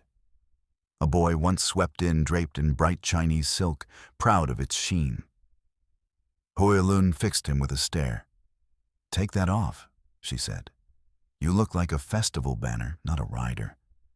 Could you swing onto a horse in that without tearing it? No? Then it is for being looked at, like a woman's hair, not for work."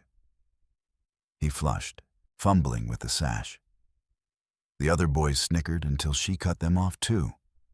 "Don't laugh," she snapped. "Your grandfather rode in patched hides.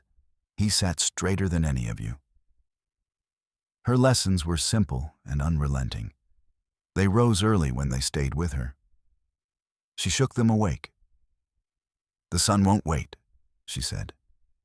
"If you sleep past it, don't expect it to slow for you later." She sent them to fetch water, gather dung, help with herding. If a boy complained that such work was beneath him, that slaves or lesser folk could do it, her hand struck faster than any retort. "If all your slaves die in a plague," she said after cuffing one prince, "will you sit and let your herd starve because you think your hands are too noble? Your grandfather's hands were not. That's why you are here." She watched how they ate. A child who snatched at the fattest piece drew an acid remark. One who pushed a bit of his share to a younger cousin earned rare, quiet praise. Boasting was a special target. When an adolescent Yochi once declared, puffed with the invincibility of youth, "One day I will rule farther than any of you," HOELUN's gaze sharpened. "Perhaps," she said. "But yesterday you shouted at a groom for your own clumsy mounting. Rule your temper before you dream of ruling lands." Laughter stung him, but the lesson lodged. To her, courage and responsibility were the only honors that mattered. Noble blood without those was like a fine saddle on a lame horse. Yet she was not solely harsh. When a grandson endured pain without show, for example, when Tolui broke a bone and gritted his teeth as it was set, she stored that fact. Later, speaking to Genghis or senior women, she might mention, "That one did not whine. There is bone there, worth watching."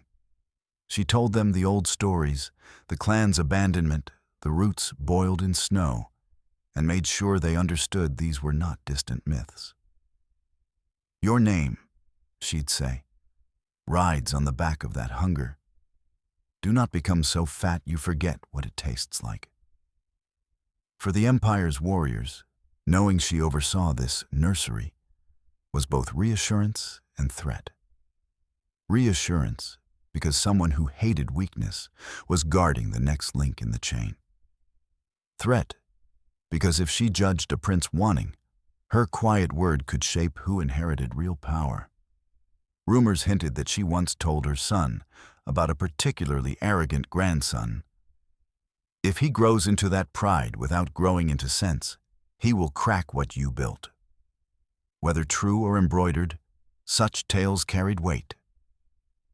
In a system where succession could mean the difference between stability and civil war, her informal evaluations mattered. Around her hearth, the future rulers of vast lands learned that greatness was not a birthright, but a debt. HOELUN, who had once had nothing, became the stern treasurer of that debt, measuring whether those born into abundance still deserved the name that had risen from starvation. The Mongol Empire was not only a web of men on horseback. Running through its center was another network, quieter but no less real. The women of the Golden Line, bound to Genghis Khan by blood and marriage. At its root stood HOELUN. Around her clustered her sons' mothers, senior wives like Burta, daughters married off to powerful allies, widows who now managed their late husbands' camps. Each commanded her own domain, a circle of tents, herds, slaves, and dependents.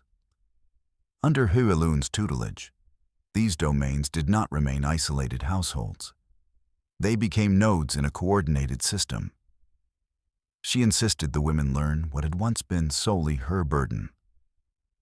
You think ruling is riding in front? She told a daughter-in-law who balked at overseeing herd counts. Try keeping 1,000 horses fed through winter. If you cannot do that, what good is any title? She taught them to track who owed what, not just in animals, but in obligations. A widow too rings out whose husband had died in a distant campaign was not to be forgotten. A fostered son from a conquered line was to be watched and, if possible, turned into a bridge rather than a future rebel. When daughters were married into allied tribes, HOELUN coached them. You go as my eyes and ears, she said. Do not be a guest in your own tent. Learn who really makes decisions. Learn which mothers there are like me and which are made of mud. These women, in turn, learned to act. While the men rode, they coordinated the movement of baggage trains and replacement mounts.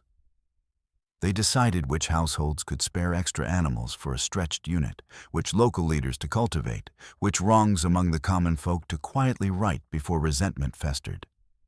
In conquered areas, a Mongol princess might sit in a city near the new governor, her camp outside the walls. Officially, his was the authority. Practically, merchants and local nobles soon learned that certain requests, protection for a caravan, leniency for a taxed village, went farther if routed through her. To the rank-and-file warrior, this created a disconcerting realization. Power did not end at the edge of the battlefield. Even if Genghis died, the network of women he left, HOELUN at their head, then Borti, then the senior wives and daughters, could sustain or wreck careers simply by where they directed favors and attention. Kill one Khan, a cynical older soldier once said, and another rises. But anger the wrong mother, and your tent will be cold until you freeze in it. It was half a joke, half truth. Men who treated the Golden Line with contempt often found themselves starved of support. Those who were respectful, who proved loyal to these women's kin, tended to receive subtler, softer boosts. Preferential assignments, marriages into good families, a cushion when misfortune struck.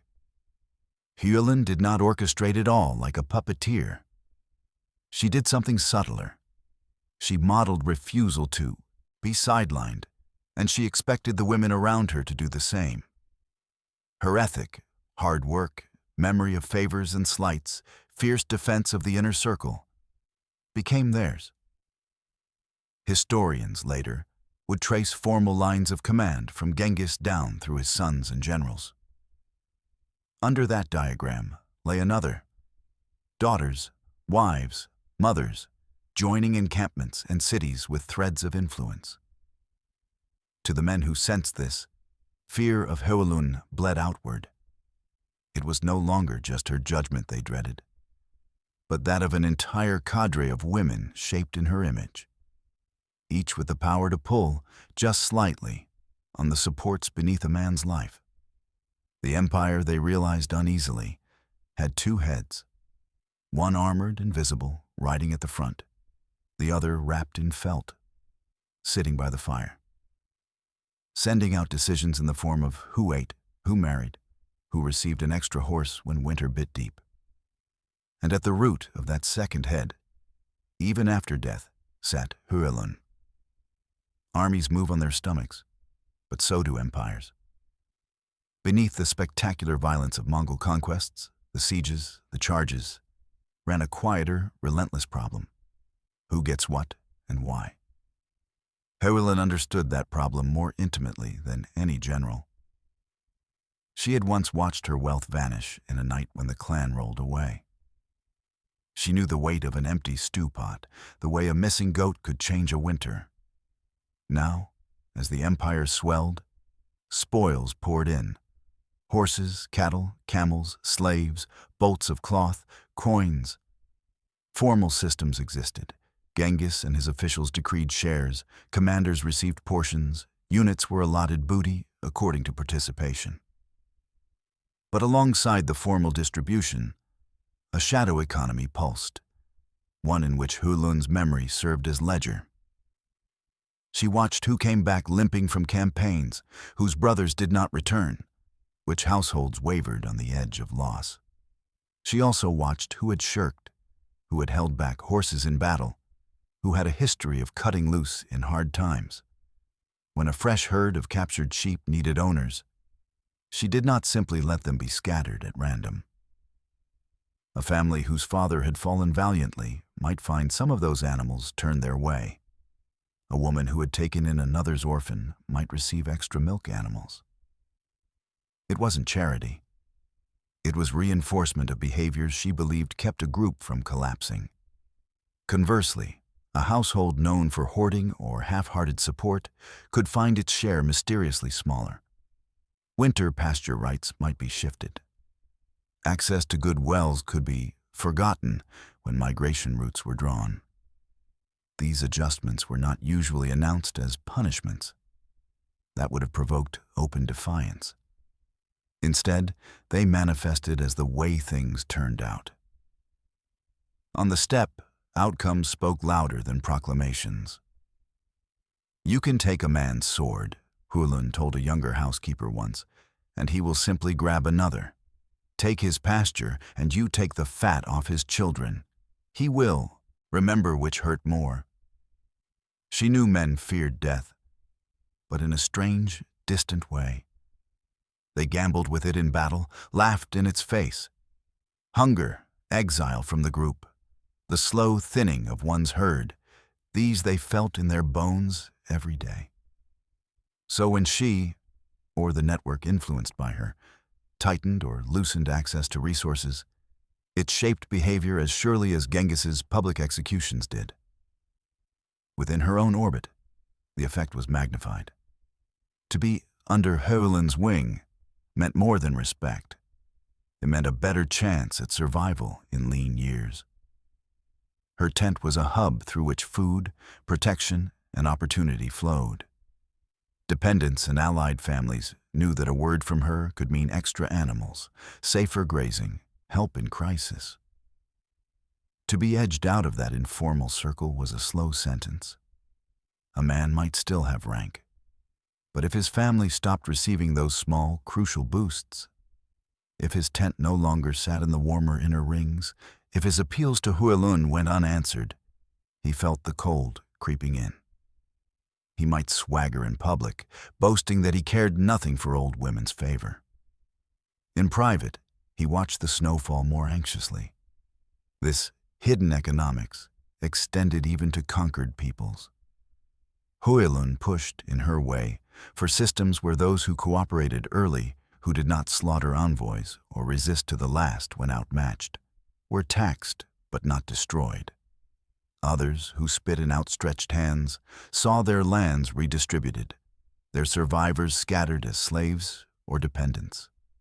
From a distance, it looked like pure strategy. Reward compliance, punish rebellion. Up close, it carried the flavor of HOELUN's formative lesson. People who help you live should eat. People who would leave you in the snow deserve no pity. Genghis Khan's decrees gave this the force of imperial policy. HOELUN's quiet interventions, who was fed, who was ignored, gave it teeth. In the end, the Mongol Empire's terrifying effectiveness did not just ride on fast horses and iron discipline. It rode on a deep, often unspoken understanding of how hunger rules hearts. And the person who best understood that had learned it the hardest way, staring at empty grass where her clan had once stood. For the Mongols, the world was layered. Above, the eternal blue sky, Tengri, watched and judged. Around them, spirits moved in rivers, wind, fire. Shamans shook and chanted, their bodies vessels for voices that claimed to speak for these forces. To ignore them was foolish. To be ruled by them was, in HOELUN's eyes, deadly. She walked a thin line. She made offerings. When a child burned with fever, she smudged the gyre with juniper smoke, murmuring prayers to ancestors and sky. Before dangerous moves, she listened as shamans read cracks in scorched shoulder bones or traced omens in ash. To scoff openly would have been to tear at the fabric of shared belief that held her people together. But she never surrendered judgment. Once, when a famed shaman arrived, hair wild, eyes rimmed with exhaustion, he brought a dire warning. "The spirits are uneasy," he intoned before the family. "Too much blood, too many tribes under one man. If Temujin reaches farther, heaven will strike. You must stay your hand." The air in the gyre seemed to grow heavier. Some of those present felt their stomachs drop. If this was truly Tengri's will, to press on would be sacrilege. Temujin's jaw tightened. Before he could speak, HOELUN did. "When our clan left us," she said, her voice steady, "no shaman came to tell them to return. No spirit dug roots for us. We burned herbs. We cried to heaven. The sky listened and did nothing. We lived because we moved." She looked straight at the shaman. "I will not spit on the sky. But if your visions say sit and wait for death, then perhaps you hear only half. The other half is written in what we have seen." She turned to her son. "Listen to him," she said of the shaman. "Weigh his words. Then listen to the ground, to your men's bellies, to the faces of your enemies. If all agree, obey. If not, choose the path that feeds your people. Let Tengri be big enough to handle a man who uses his head." The shaman bristled, but he was no fool. He backed away into vaguer language about heaven's will. Later, when campaigns went ahead despite unfavorable omens and succeeded, men noticed. The shaman's authority dimmed a shade. HOELUN's grew in a different way. She had not overthrown the sacred. She had positioned it alongside human necessity. She still respected taboos, did not casually break oaths sworn by fire, did not kill animals in ways long deemed unlucky. Yet when ritual and survival collided, she chose survival and dared the sky to object. When eclipses darkened the sun, some shrank in fear. HOELUN allowed a pause for prayer, then ordered life to continue. "If the sky meant to kill us," she remarked once, "it wouldn't warn us with pretty tricks." Her position influenced Genghis. He continued to consult shamans, to sacrifice at holy sites, to talk of Tengri's favor in proclamations. But when their readings clashed with his sense of opportunity and risk, he often moved anyway. Warriors riding under him felt caught between two kinds of awe: the old one, for spirits and signs, and a newer one, for the human will that dared sometimes to override them.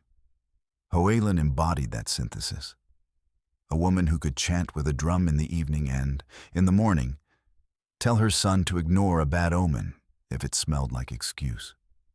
In such a world, divine favor and ruthless calculation blurred. Did Genghis win because heaven decreed it, because his plans were good, or because a mother who had survived abandonment refused to let piety become passivity? From the vantage point of Moonlight Science, her stance looks like an early form of a modern tension between deference to unseen systems and the obligation to act when those systems fail you. For HOELUN, it was not philosophy. It was what stood between her children and death. Men who served under Genghis Khan often felt as if his resolve was made of some substance other than theirs. Where they felt two impulses at war, stand or flee, press on or pull back, he often seemed to have only one. They remembered moments. A blizzard on a mountain pass, horses stumbling, faces raw. Some argued to turn back. Genghis said, "We have eaten worse than snow," and drove them forward. A siege that dragged on, stores low, men grumbling. Others saw walls and thought, impossible. He saw defenders softer than his childhood self and thought, incomplete. To them, it seemed like destiny or madness. Neuroscience offers another angle. Temujin's earliest fears were not of armies or kings. They were of hunger, cold, and the sound of carts leaving. His brain's fear center, the amygdala, learned to associate the deepest dread not with external threats, but with internal collapse. The moment you gave up, sat down, and stopped trying. HOELUN's constant message, spoken and unspoken, was that stopping is death. Cry if you must, then move. Wait for no one. Expect no rescue. Modern trauma research shows that children in chronic danger without reliable outside help often develop a peculiar adaptation. Their stress systems run hot, always scanning for threats. But their surrender reflex can be unusually blunted. When others would shut down, they keep grinding forward, because their brains have been taught that collapse brings nothing but more pain. This resilience is not healthy in the soft sense. It costs. It often comes with numbness, with difficulties in rest, with an inability to accept help. But in a context like Temujin's, it became a deadly advantage. When he later faced existential threats, his nervous system did not easily accept the idea of total defeat. Where another leader might think, "We are beaten, we must yield," his mind, shaped by years of refusing to accept death in the snow, went first to, "What haven't we tried?" Around him, his men's brains were wired more conventionally. They knew fear of death. They could imagine being wiped out. Yet over time, following a man who simply did not put surrender on the menu, their own thresholds shifted. Each time he drove them through something they thought would break them, and they survived. Their sense of what was possible stretched. Hormones reinforced this. In terrifying situations where they stood and prevailed, adrenaline and dopamine surged together, creating intense relief and even euphoria bound to obedience and endurance. The body learned. Sticking with this leader through fear brings the biggest chemical payoff. At the same time, the fear of his wrath, grounded in HOELUN's old pattern, kept them from seeking escape routes. Their deepest anxiety, after a while, was not dying in battle. It was living on in disgrace. From the outside, we call this charisma, discipline, fanatical loyalty. From the inside, it feels like being pulled by a current you didn't choose, one that runs straight through childhood wiring. HOELUN did not intend to build a world-conquering psyche. She meant only to harden a boy enough to keep death from his door. But the neural armor she forged, fear redirected inward, endurance idolized, surrender stigmatized, became the template for an empire's psychology. Seen this way, Genghis Khan's near-inhuman refusal to yield is not a mystery or miracle. It is the logical extension of a nervous system raised in a harsh tutorial that the worst thing is not to die, but to quit. And when that inner code is projected onto tens of thousands of men, you get armies that scare even themselves. HOELUN's children never doubted her love. They had felt it in 100 unadvertised sacrifices. The last bite of meat slid into a child's bowl, the way she plunged her arms into icy water to catch fish, the sleepless nights she spent mending and watching. They also never doubted she could terrify them. She would curse them for signs of weakness, beat them for certain kinds of disloyalty, shred them with words when they indulged in self-pity. Her love was not a blanket. It was a harness, tight, sometimes painful, but oriented, always toward survival. This paradox created a powerful imprint. Safety came from the same source as judgment. To stay inside the circle of her protection, you had to accept her standards. Failing those standards felt, on a gut level, like losing the only real shelter there was. When Temujin later drew men around him, he recreated this emotional equation. He was generous. Unlike many chiefs, he rewarded lower-born warriors with real shares of plunder. He elevated talent over blood, creating the intoxicating sense that courage and loyalty could genuinely change a man's station. Under him, a herder's son could dream of leading 100 riders. At the same time, his expectations were absolute. Desertion, theft within the ranks, refusal to obey direct orders in battle. These were met with swift, often public, brutality. Men were executed, demoted, disgraced. Punishments were theatrical enough to carve themselves into collective memory. The message was clear. Inside this family, you will eat, fight, and be honored. Step outside the family's code, and you are not just wrong, you are nothing. Psychologically, this fused fear and attachment, exactly as it had in HOELUN's tent. Warriors who might have scoffed at distant kings or abstract laws found themselves caring deeply whether this one man approved of them, whether they had honored the name in his eyes.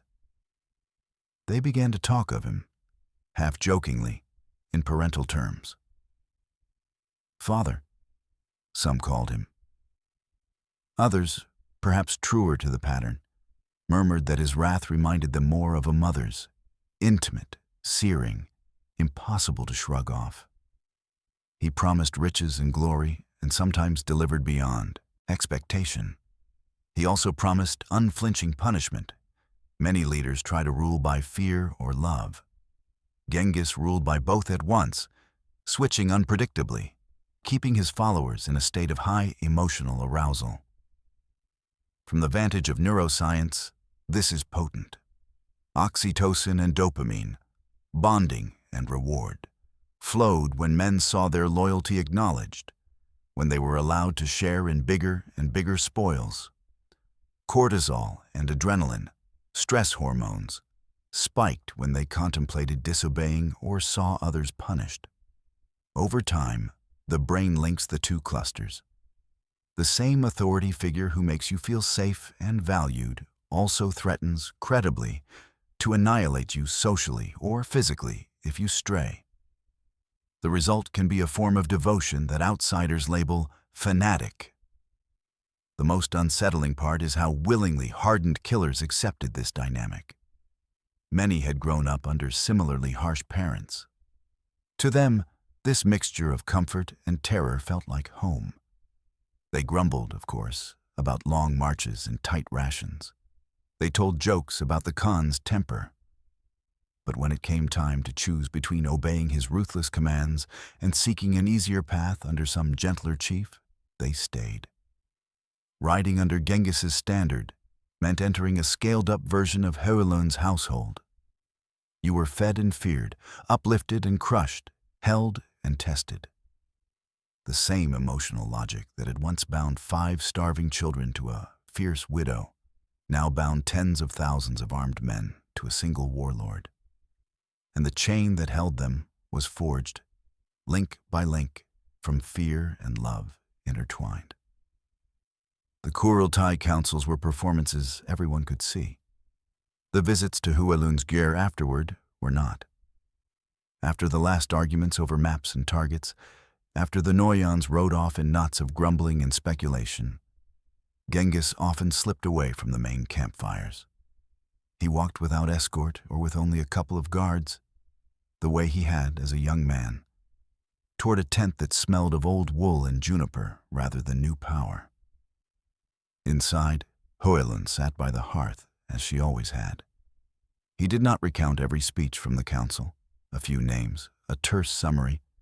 The Jin envoy's insult again. Some say we should turn west. Others fear our lines will stretch. Were enough to set her mind to work. Before the great eastern campaigns against the Jin, she listened as he laid out the problem. Rich, walled cities, deep supplies, armies trained to fight other sedentary powers, not steppe raiders. Allies urging caution. So many easier targets elsewhere. "Did they kill your envoys?" she asked. "Yes." "Did they think you would do nothing?" Her eyes hardened. "When our clan left us, they thought we would die quietly. We did not. If you leave these men unbroken after they spit on your messengers, they will never hear you clearly." He emerged from that visit with a different set to his jaw.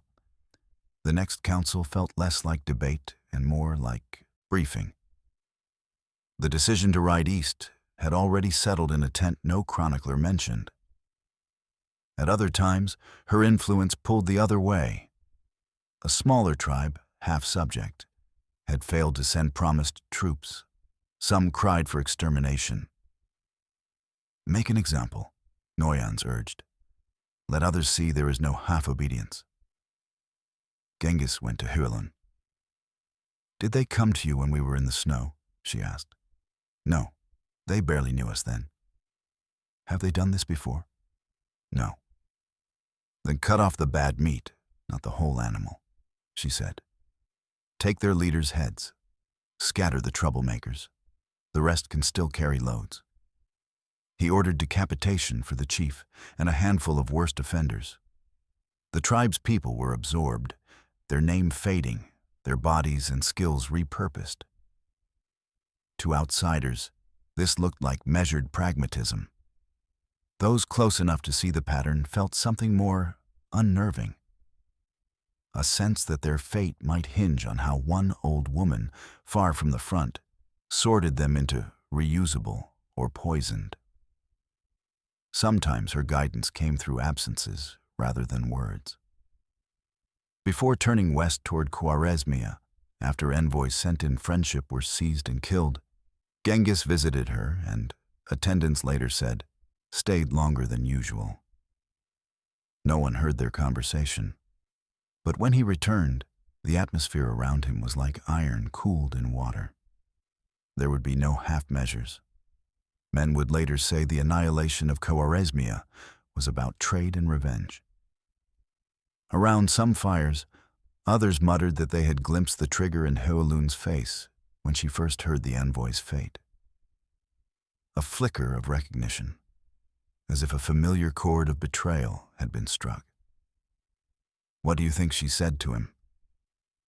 A young officer once asked an older companion after such a visit. "She rarely has to say much anymore," the older man replied. He already knows how she would measure it. He goes to be sure. The idea that a private, often wordless understanding between mother and son might help steer the course of campaigns unsettled even loyal men. Publicly, they swore to the Khan's wisdom and Tengri's will. Privately, they knew there was a third weight on the scales. The silent council in a smoky tent. If HOELUN thought a clan smelled like the ones who had left her, if she sensed in a Shah the same contempt that had once greeted a starving widow, the armies could feel it in the harshness of the orders that followed. If she recognized, in a lesser foe, some echo of those who had shown her grudging mercy, a sliver of restraint might appear where none had been expected. Their lives, then, were not only in the hands of generals and gods. They were also, in ways no chronicle could diagram, in the hands of a woman whose griefs and grudges had been translated into an empire's foreign policy. Around HOELUN, a global empire flowered. Tribute flowed in from cities she had never seen. Silk rustled in her tent. Grandchildren raced ponies between gers that stretched farther than her old clan's wildest feasts. Yet when dusk settled and the wind found its old voice, what she felt most keenly was not triumph. It was the echo of cold. In the half-light, she returned, again and again, to the primitive scenes that had shaped her. The clan turning away, the emptiness where tents had stood, the thin taste of boiled roots, the weight of children's eyes, waiting for answers she did not have. At first, these stories had been tools, harsh parables to teach her sons and their children what to expect from the world. As she aged, they thickened. Less, this is what we survived, more, this is what they did. Do you remember? She would say to anyone within reach, whether they had been alive or not. How they took the best horses first, how they walked away without looking back. A young warrior once, eager to cheer her, said, "But mother of the Khan, they are gone now. You sit in the middle of the world." She gave him a look that made him want to shrink. "They thought I would be gone too," she said. "Their being dust does not return a single winter." When word came that another pocket of Merkit resistance had been crushed, some celebrated the end of a stubborn enemy. HOELUN nodded slowly. "And?" she murmured. "They ended nothing. We ended them. There is a difference." Her mind often circled the abandonment more bitterly than the abduction. Yasuge had stolen her. That was violence from without. But her own people had weighed her family against their comfort and found them expendable. That calculus had carved furrows deeper than any arrow wound. Some close to her began to feel that no number of conquered lands could quite balance that inner scale. Each new submission, each tribe broken and bent, eased something in her, but did not erase. Around other fires, men joined dots. "We ride west because of rich cities," they said. "We ride because trade demands it."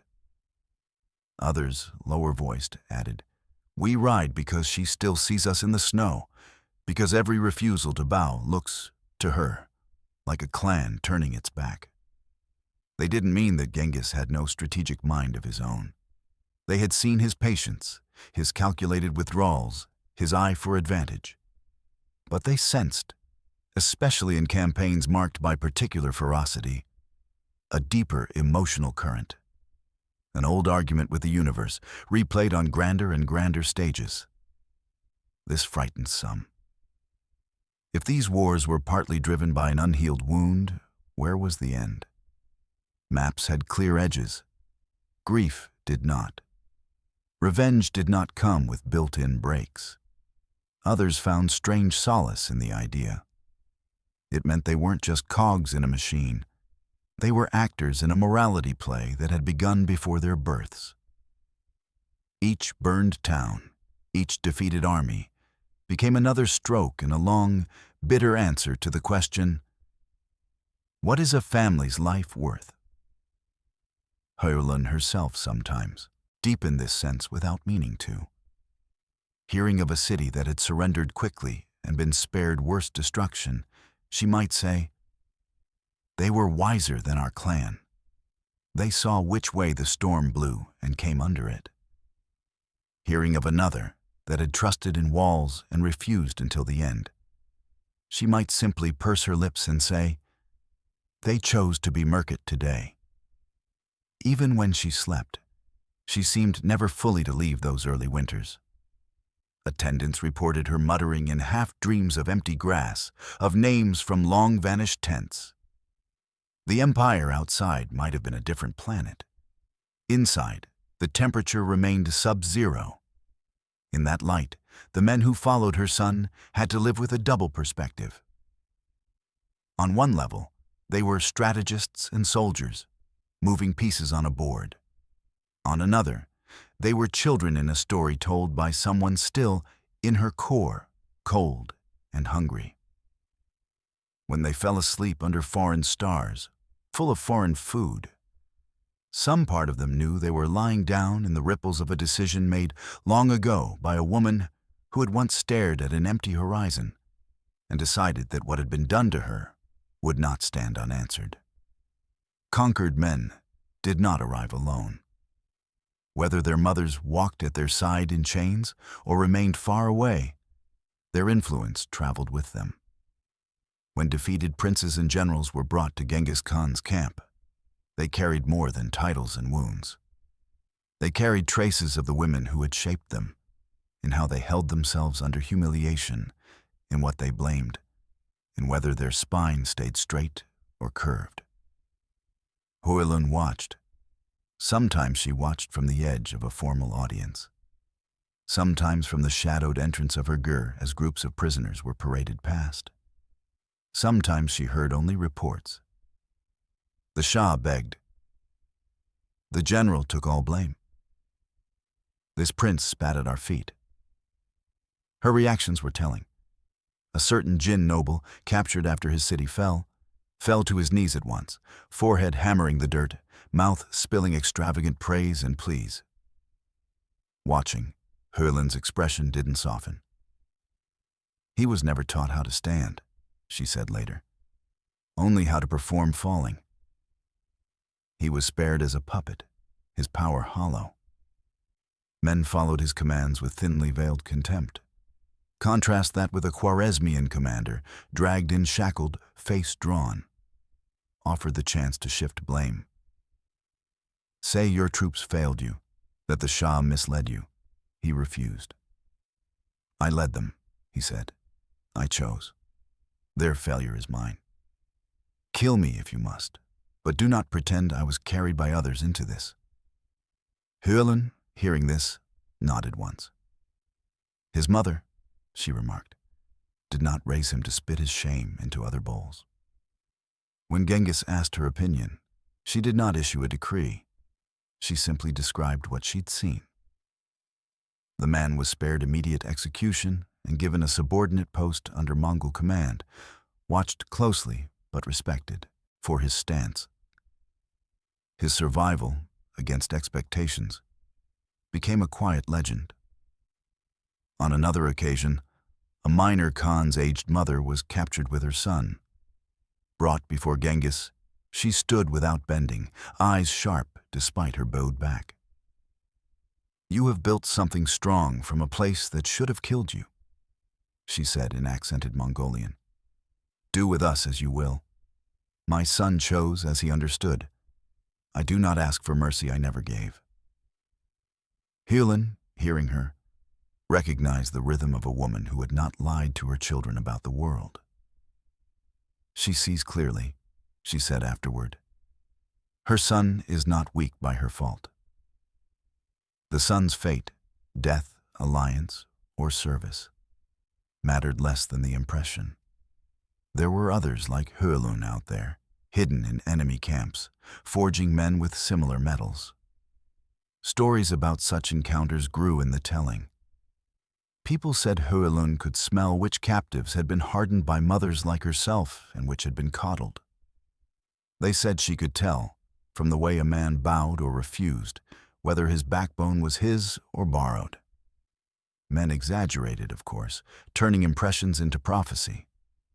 But at core was the recognition that she judged them by standards she knew from the inside. In joking talk, warriors began to divide men not just by tribe or rank, but by milk. "That one has wolf's milk in him," they'd say of a stubborn enemy. "That one drinks from a sheep," of a craven. Half the time, the milk they spoke of was metaphor for the mother's ethic. The unsettling conclusion crept in. Valor on the field was only part of what determined a man's ultimate place. How he met defeat, how he spoke of his failures, how he carried his inherited shame, these too would be weighed. Genghis Khan's own responses mirrored HOELUN's pattern. He despised groveling, granted harsh respect to unbending courage, occasionally extended surprising mercy to those whose spirits did not break. To Mongols born long after HOELUN's death, this took on a near mystical flavor. They believed, on some level, that an invisible court of mothers stood behind battles, their standards passing through suns like refraction. At the head of that imagined council, inevitably, sat HOELUN. After a lifetime of dodging death, HOELUN met it not on a battlefield, but in the familiar dimness of her own gear. It came slowly. Her knees stiffened, then her breath shortened. The strong hands that had skinned animals and tied hooves grew clumsy. She hated needing help. She snapped at attendants who tried to steady her and insisted, far longer than was wise, on walking unassisted between tents. Eventually, even she could not browbeat her body into obedience. She took to her cushions. Her tent became a strange crossroads. Hardened commanders stooped to enter and suddenly felt awkward, like boys again, conscious of their boots and posture. Grandchildren and great-grandchildren shuffled in with gifts and news, trying to read her mood. A few old warriors, her contemporaries, came to sit quietly, not needing to fill the space with talk.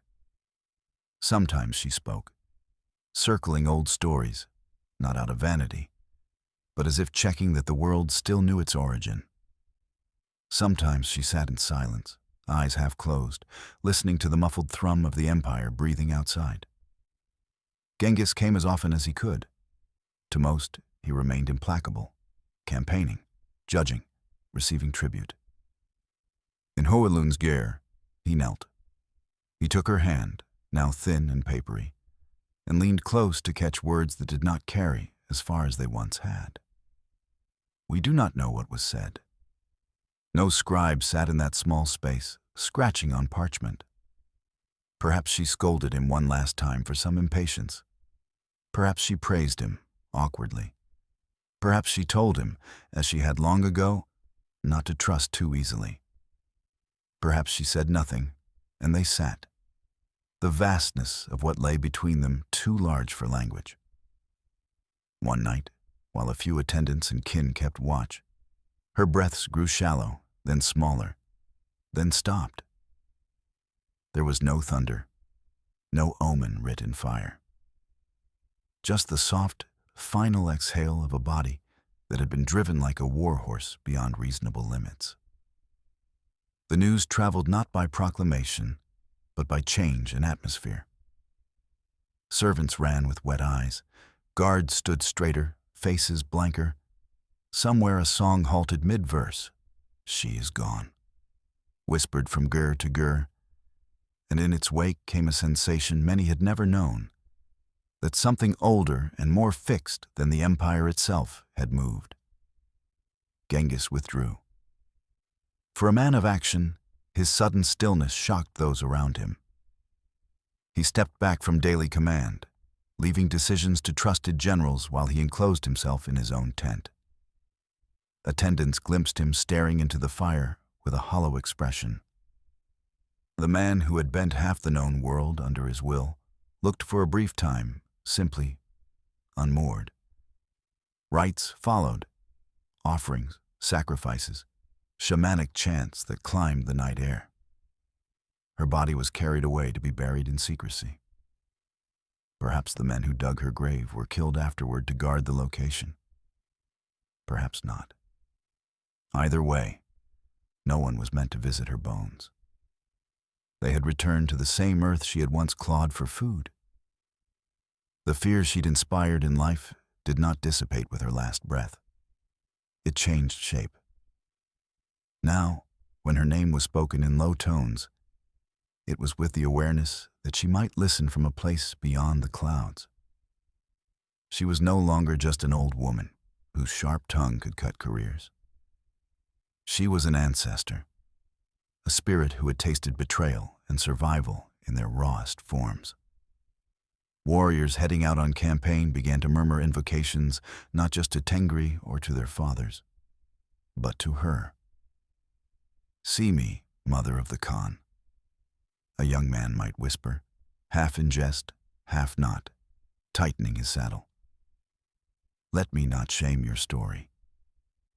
Her judgment, once confined to a tent in a circle of kin, had become, in imagination, gaze cast from the very sky that had watched her most desperate hours. That was a different, colder kind of pressure. HOELUN's funeral rites were part tradition, part empire. Horses were led out and sacrificed, their throats slit clean, their bodies laid around the place her deer had stood, as if forming a final ring of protection. Shamans in rattling regalia circled, chanting, beating drums until the sound seemed to bleed into the earth and sky. Women keened in long, wavering cries that threaded the camp. She was dressed not in ostentatious finery, but in the sturdy garments she'd favored all her life. Strong felt, leather belts. Jewels could not tell her story. The calloused hands folded on her chest did. In the dimness of the tent, Genghis said his private goodbye. No one knows whether he spoke or if he did, whether it was in the formal language of gratitude or the unguarded tongue of a son. When he emerged, his face was composed, but a new severity seemed etched there, like a cut that would never quite heal. Then came the most secret part. Under Mongol custom, the graves of rulers and the most revered were hidden. HOELUN, though never a Khan, fell under that protection and that danger. A small chosen group bore her body away from camp, traveling at off hours, leaving as little trace as possible. Legends disagree on where they went. Some say a grove near the Höelun River, where Temujin had played as a child. Others insist on a certain hill from which she had once watched the horizon for returning men. Some say the site was chosen precisely because it was unremarkable. Any patch of steppe like any other, making all ground potentially hers. What is common to all versions is the concealment. No cairn raised, no marker left.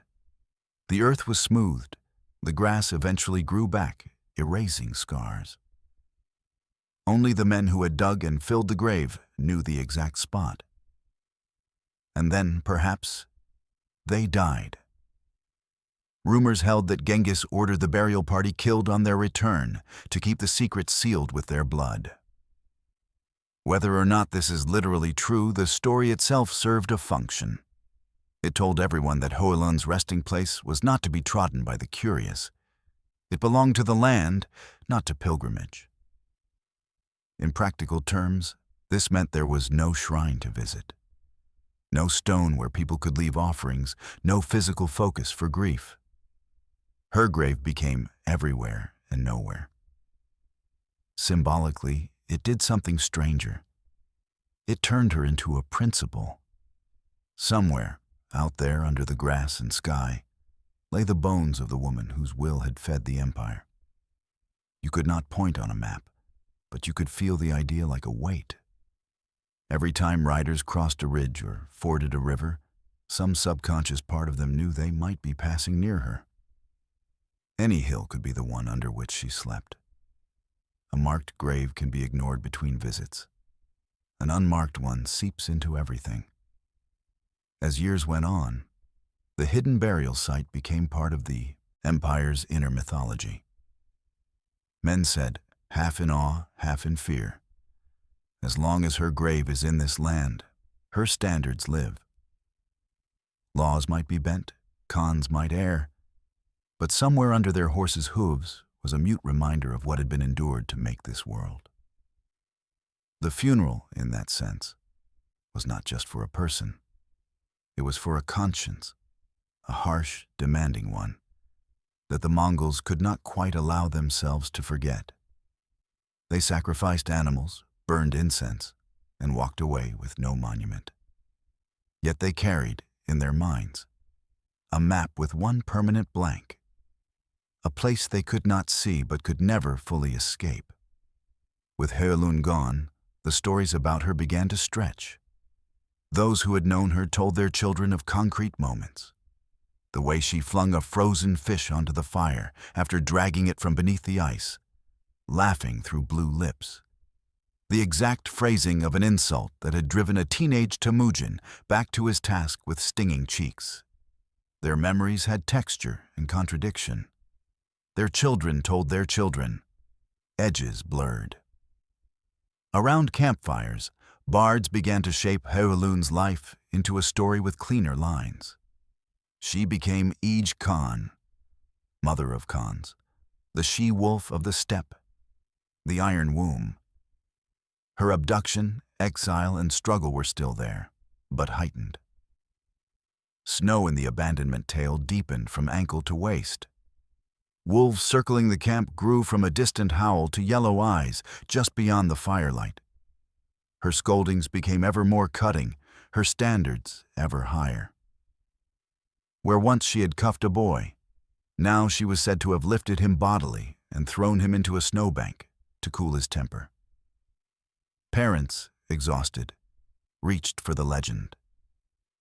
"Sleep, or HOELUN will come and see how lazy you are," a mother might threaten.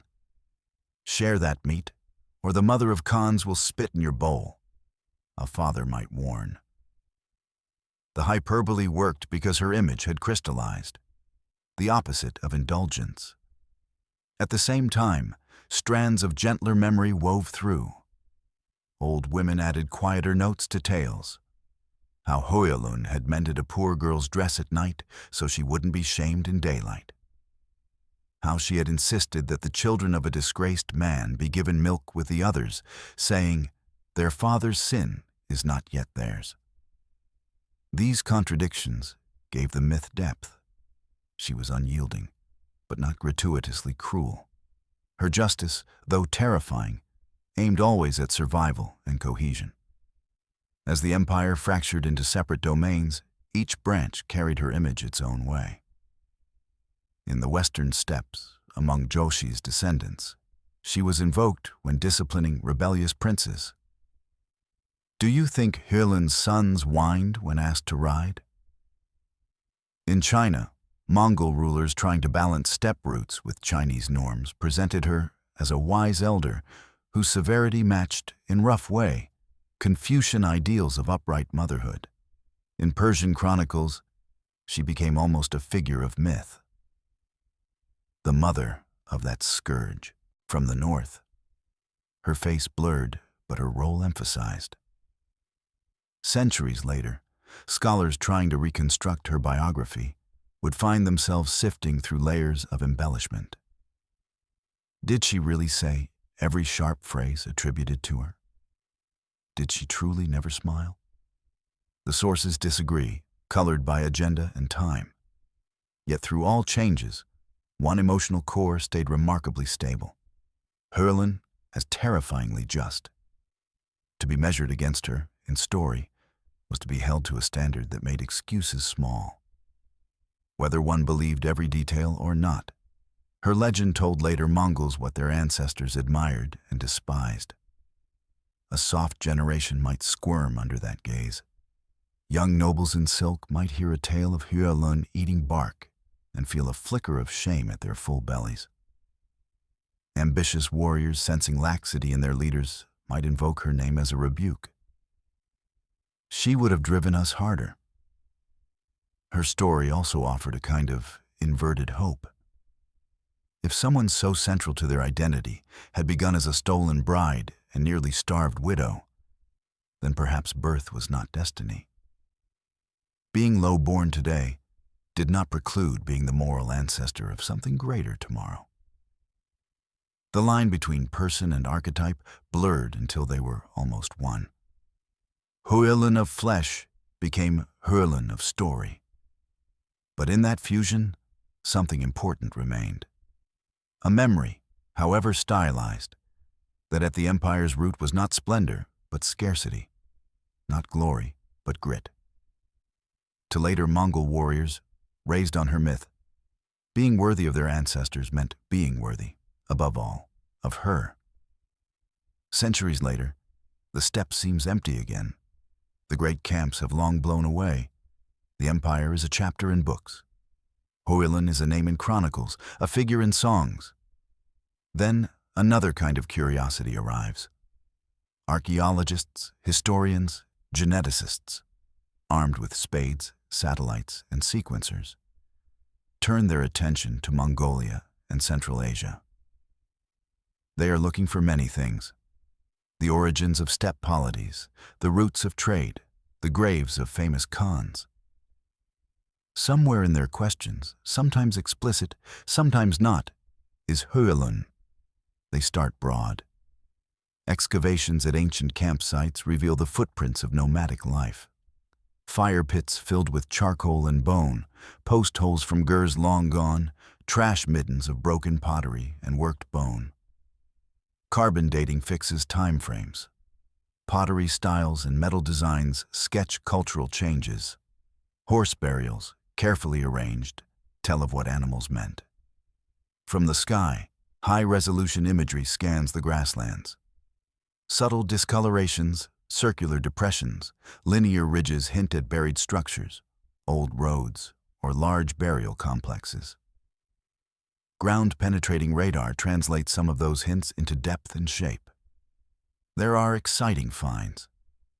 Rich tombs with gold and lapis, burial mounds ringed with stones, skeletons with signs of high status, good teeth, robust bones, grave goods of quality. Some date to the right era, associated with early Mongol elites. Speculation flares. Could this be Genghis Khan? A son? A senior wife? But the Mongols, especially in the imperial generation, did not carve names on graves. They preferred their most important dead invisible. Without clear inscriptions, identifying any individual body as HOELUN's is nearly impossible. Even a richly furnished female burial from her general period and region could belong to any number of noblewomen. Genetic studies offer another path. Y chromosome analysis reveals a striking pattern across a huge swath of Eurasia. A cluster of men sharing very similar Y markers, traceable back to one prolific male ancestor who lived around the time of Genghis Khan. The popular press brands it the Genghis Khan haplogroup.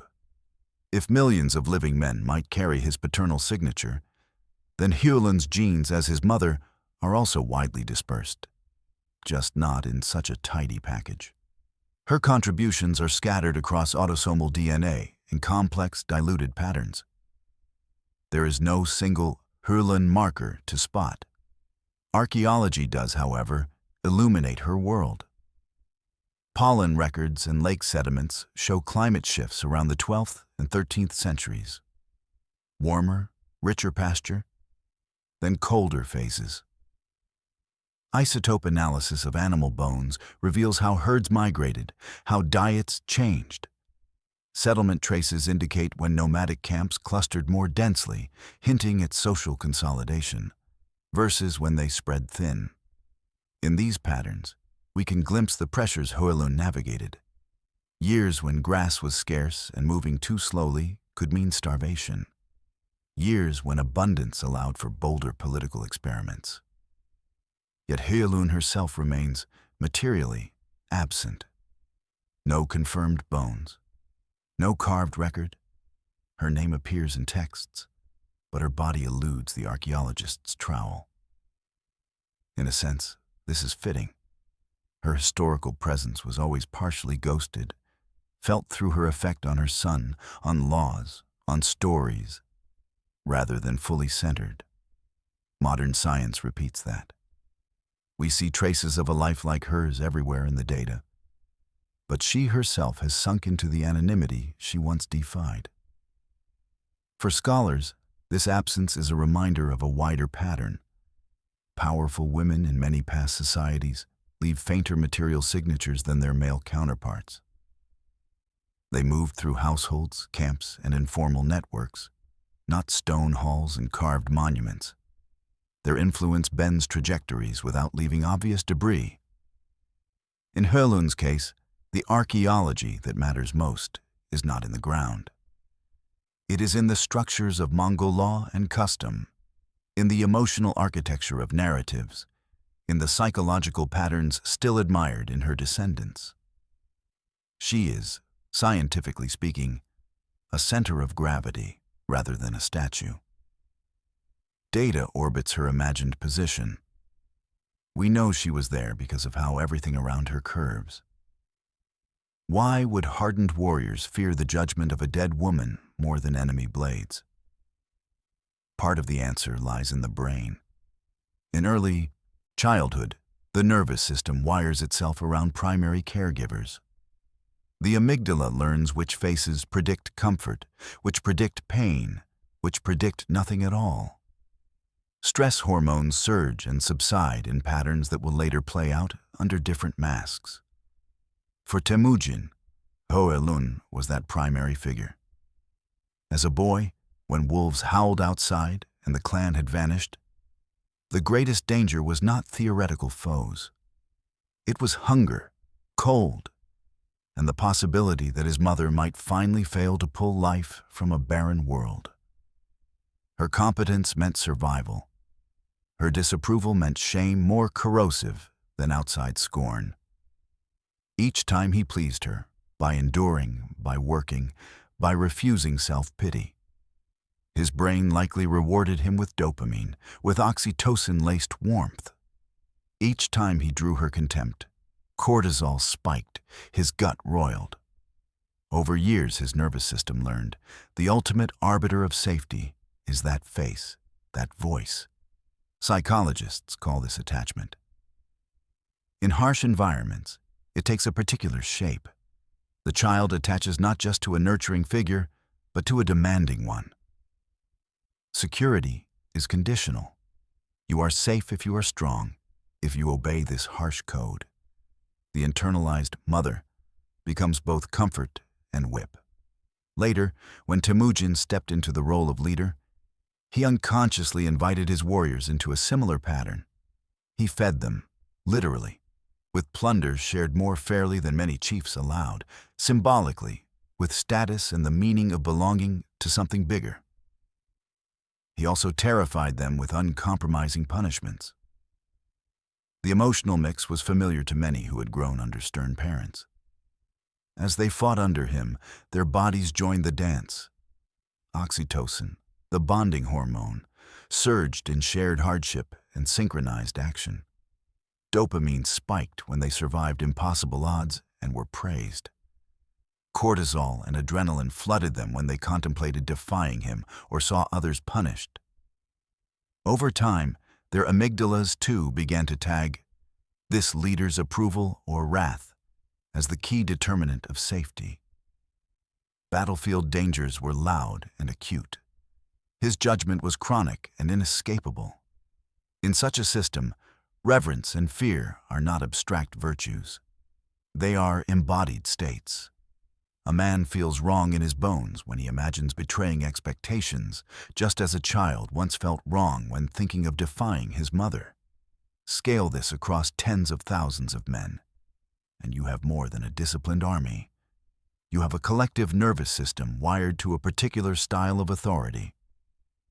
Höelun's own trauma, abduction, abandonment, starvation, primed her to teach in extremes. No coddling, no lies, absolute demands linked to survival. Her son's brain grew around that. His leadership transmitted it. The empire's culture codified it. From one angle, this is frightening. It suggests that the chemistry of a few early relationships can spill outward into geopolitics. The way a woman scolded a boy in a tent becomes, through layers of obedience and imitation, the way an empire disciplines itself. Moonlight Science looks at this and sees a pattern that repeats in different guises. Personal history, sculpted by neurons and hormones, echoing in public history. Not in some mystical way, but through the concrete fact that all institutions are built of human brains. To the Mongol warriors who said, "Her ghost rides with him," this was metaphor. To us, it is also description. Circuits shaped by HOELUN's presence continued firing in Genghis Khan long after she died. Through him, through the system he built, they continued firing in men who never knew her name, and in the choices they made with swords and fire. Pull the camera back far enough, and the Mongol Empire becomes shapes on a map, colored swaths labeled with dates and arrows. You can describe it in terms of logistics, ecology, trade. You can talk about composite bows, relay stations, horse herds. Then push the camera in until the grand lines blur into a single scene. A woman and a handful of children standing on empty grass. Wind in their faces, the tracks of leaving carts still marking the ground. At that scale, everything changes. HOELUN's determination in that moment to keep those children alive when all logic said they would die did not come with a vision of future conquest.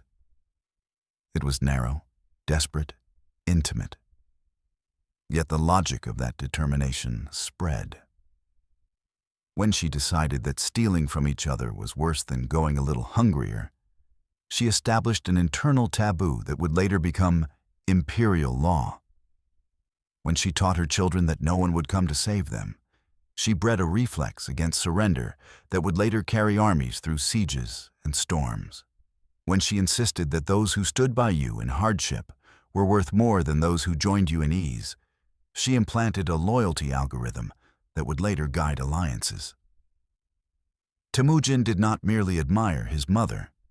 He absorbed her heuristics, her if-then rules about the world. As he gained followers and power, he projected those rules outward. If someone inside the circle steals, punish utterly. If an ally abandons you, never trust fully again. If a group proves itself steadfast under pressure, bind it closer even if they are low-born. If an enemy kills envoys, erase their leadership. At the family scale, these rules kept a fragile unit intact. At the tribal scale, they produced a cohesive, reliable following in a world of fickle loyalties. At the imperial scale, they created a terrifyingly efficient machine that rewarded some behaviors and annihilated others. The Yasa encoded many of these as law. The army's discipline enforced them as habit. The empire's mythos celebrated them as virtue. From one perspective, then, the Mongol Empire is an externalized survival strategy, HOELUN's survival strategy, scaled up through her son's ambition and talent. This does not mean everything traces neatly back to her. Trade patterns, competing states, climate shifts, and technologies all constrained and enabled what the Mongols did. But it adds another layer, the recognition that, nested within macro forces, are micro logics.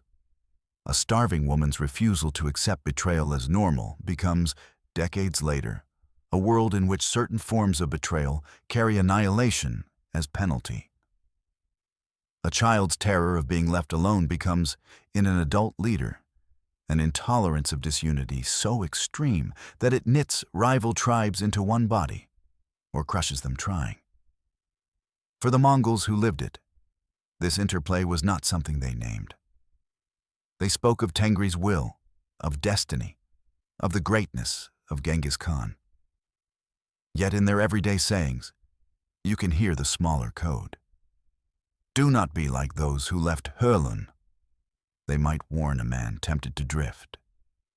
"Eat from your own bowl," they'd tell a boy, recalling Bector's pouch.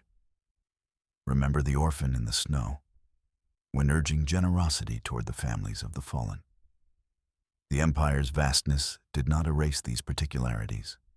It amplified them. Seen this way, history is less a story of abstract forces and more of cascades. One family's way of surviving thrown out across half a continent, adopted by others because, under certain conditions, it worked better than their old ways.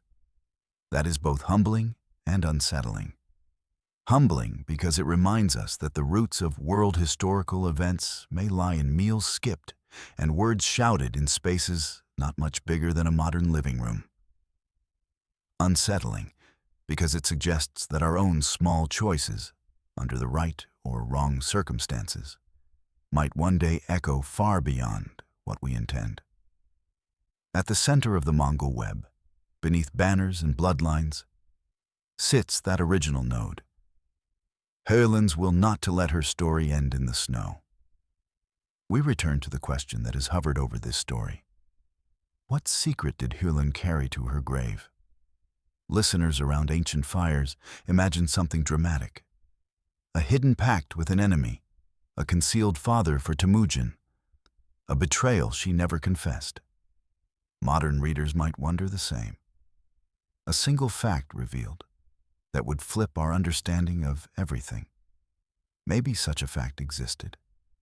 Maybe she knew of someone who could have saved them and chose otherwise, or of a child whose true parentage would crack genealogies. But there is another kind of secret, less sensational, more devastating. Consider Höelun at the beginning, not as myth, but as flesh. A young woman ripped from one life into another, then abandoned with children on a freezing plain.